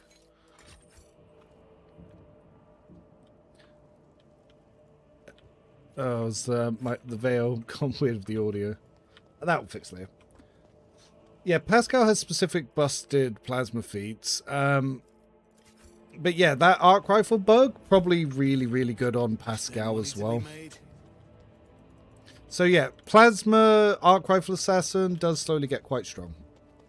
And Definitely done. confirmed.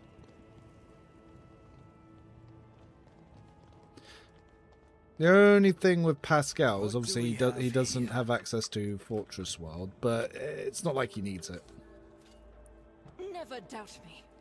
And Pascal will get the Skitari armor, which will lower the reload costs for Act 4. So there is that. So yeah, it is probably really good for Pascal as well. Intriguing. Not wrong. What a peculiar thing. Ooh, we get malign influence. Okay. Okay. I need to test which is stronger, malign or degraded, to start.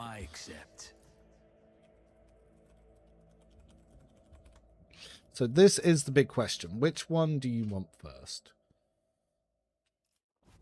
So let's try malign influence first, and then we can compare it. What do we want for the first one? Fresh target, of course. Always keep your eye on the price. Let's see. I don't keep... Oh, this is still bugged. I think these enemies don't count as in the combat until you get closer to them. Yeah, weird bug. There we go.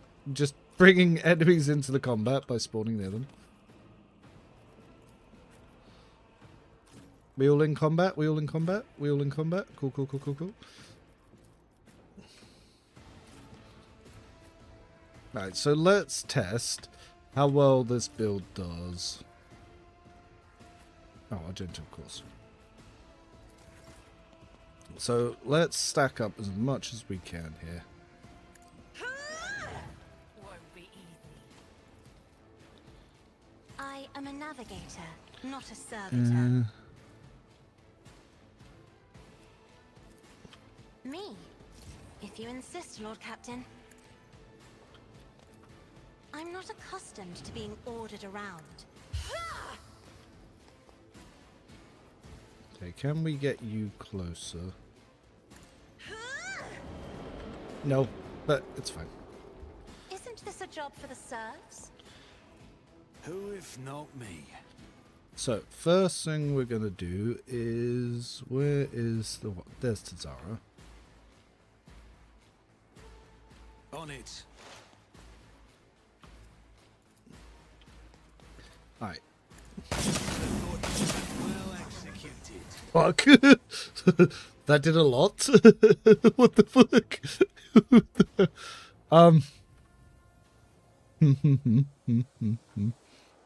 Okay.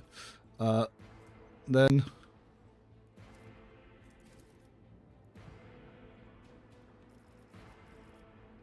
I'll make it happen. I'll never stood a chance. right. Alright, let's surefire plan. Let's killing edge this, see what it does. On it. Best defense is a good offense. It's still pretty good. Here's my perfect moment. Who if not me? I'll paint your death in colors.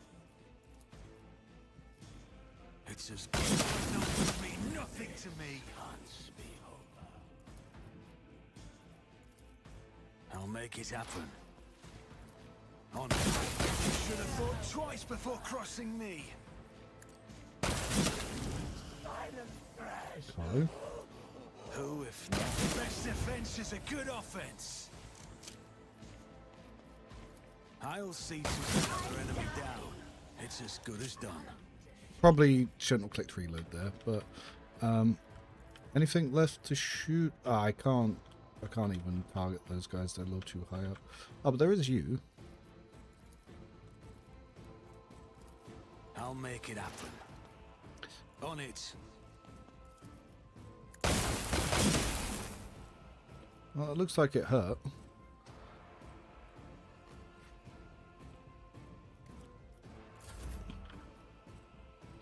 Got it. At your beck and call.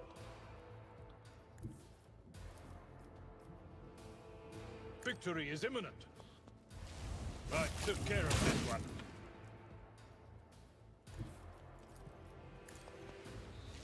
One fewer target. Indeed.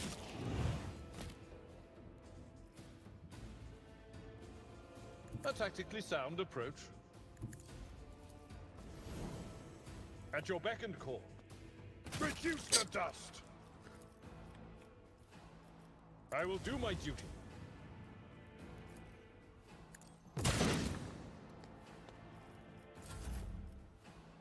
How many are even left?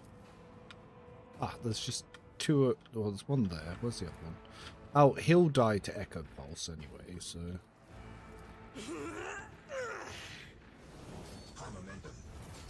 Rejoice in battle! I am his will made manifest. As the Emperor eradicated.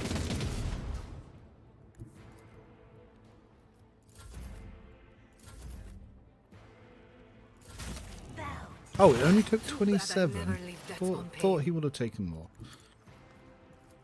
Was inevitable. So all the little hits from line influence did do some cool things. So I wonder what does more, that or degraded defense? So let's quickly load back. And let's see what it does with degraded defense.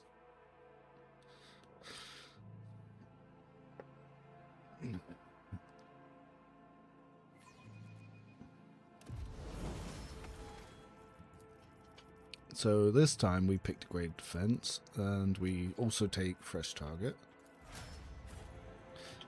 Keep your wits about you. The more But realistically as well, I could just quickly take eager subordinates, just to give an extra bit of AP. No, let's not ruin the test. Okay. You don't belong in this galaxy. Let's bring everyone into the combat again. It's weird that this is glitched since that last update. Where you just got some enemies that aren't in the combat.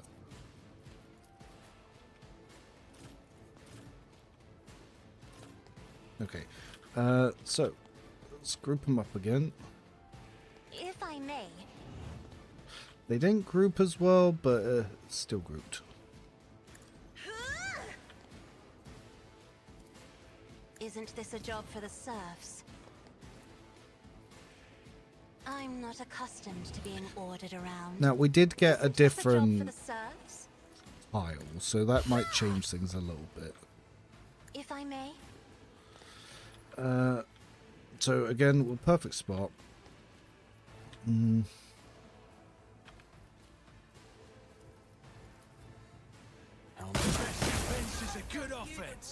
Oh, it actually missed Tazara, so it didn't do the full effect.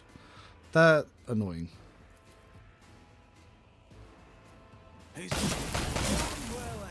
Well, they all still got evaporated, but I feel like it did more with Malign.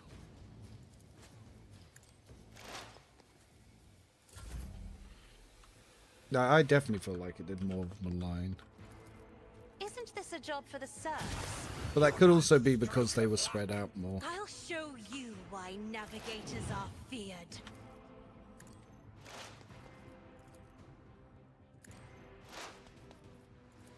I'll see to it personally.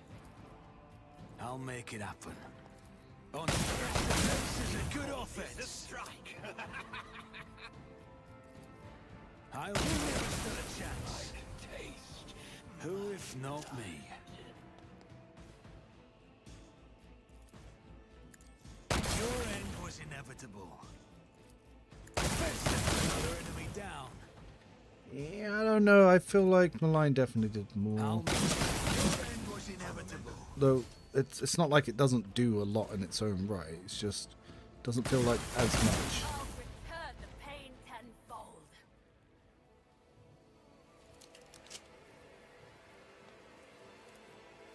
It's as good as done. You should feel honored to witness this. Yeah, no, I think Malign was better.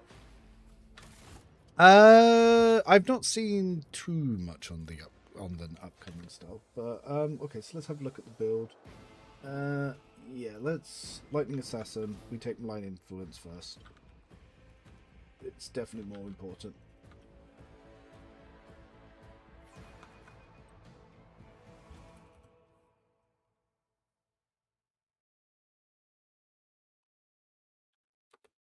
It just adds a lot more.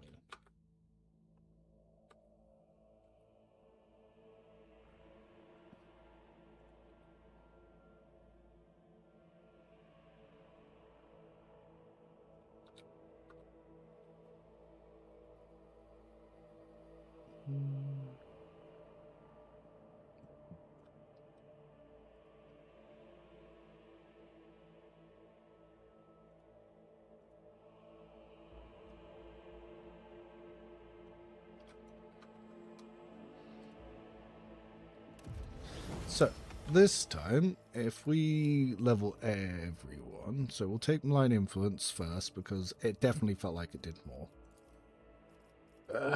Fresh target doesn't really feel like it matters. Maybe Sharpshooter will do more. Let's try Sharpshooter.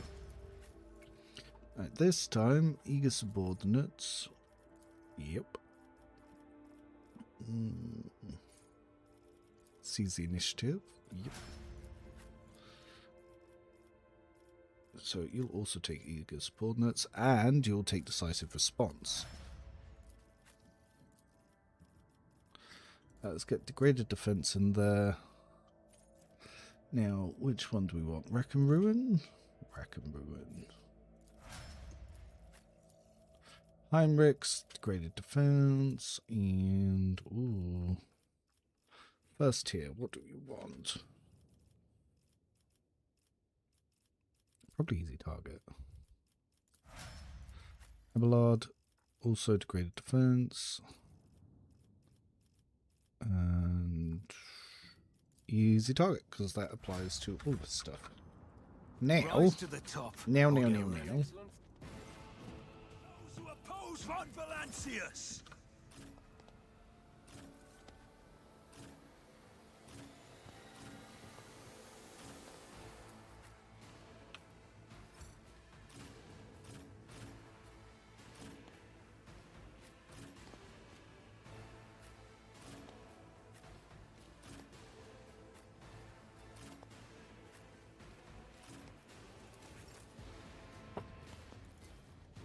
I am a navigator, not a servitor.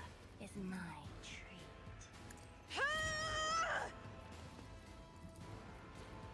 Me? If you insist, Lord Captain. No. I'm not accustomed to being ordered around.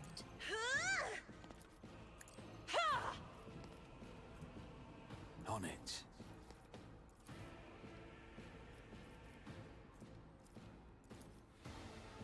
I'll see to it personally. I'll make fall before my might. Yeah, a lot of stuff definitely got deleted. Like, a lot of stuff was definitely deleted there.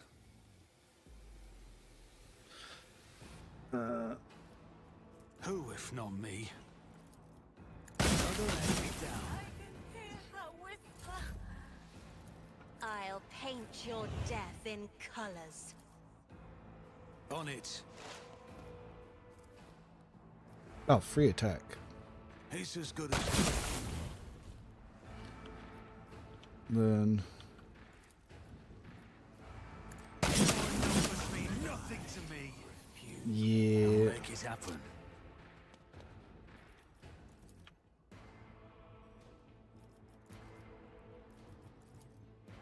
Can I? Where can I dash to? Could dash there, but I'll never stood a chance. deleted that guy as well. Who, if not me? Another enemy down. It's as good as done. The best defense is a good offense. I'll see to it personally. I'll make it happen.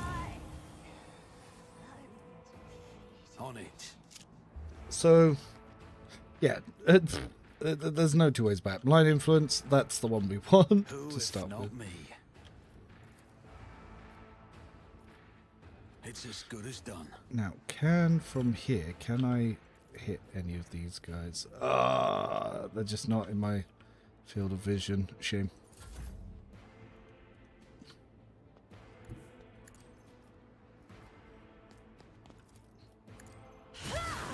I'll return the pain. We are the Oh, I missed one. Stop hitting me, Ashmag. But look at Heinrich's health here. Faith without deeds is worthless. As the Emperor commands, I act.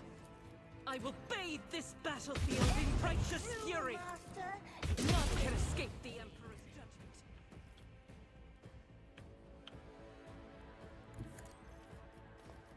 Doubt is for the weak. Ooh, clicked the wrong ability. That's fine. Guided by faith.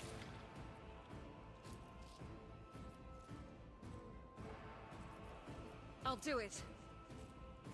As the Emperor commands, I am the Tempest. Yeah. Yeah, malign influence, that's the one. A job for me. Cool. Yes, some malign influence. I'm actually going to stop there, and we'll finish that later, but I have food ready. So, yeah, thank you all for stopping by. if you want to clip at that to prove a point that Arc Rifle Assassin is quite good and you can do builds of operatives, yeah, we're abusing bugs and eventually going into the Death Aura build, because we will build that into the Death Aura build and it will also stack everything there. But yeah, strong, would recommend. Fun. But thank you all for stopping by. We'll have some more stuff coming soon, and obviously I will be live streaming the skulls and doing some reactions to some other people. So I'll see you all then. No, thank you all as always. If you're on YouTube, do drop a like, it does help. So yeah, I'll see you all in the next stream. Bye for now.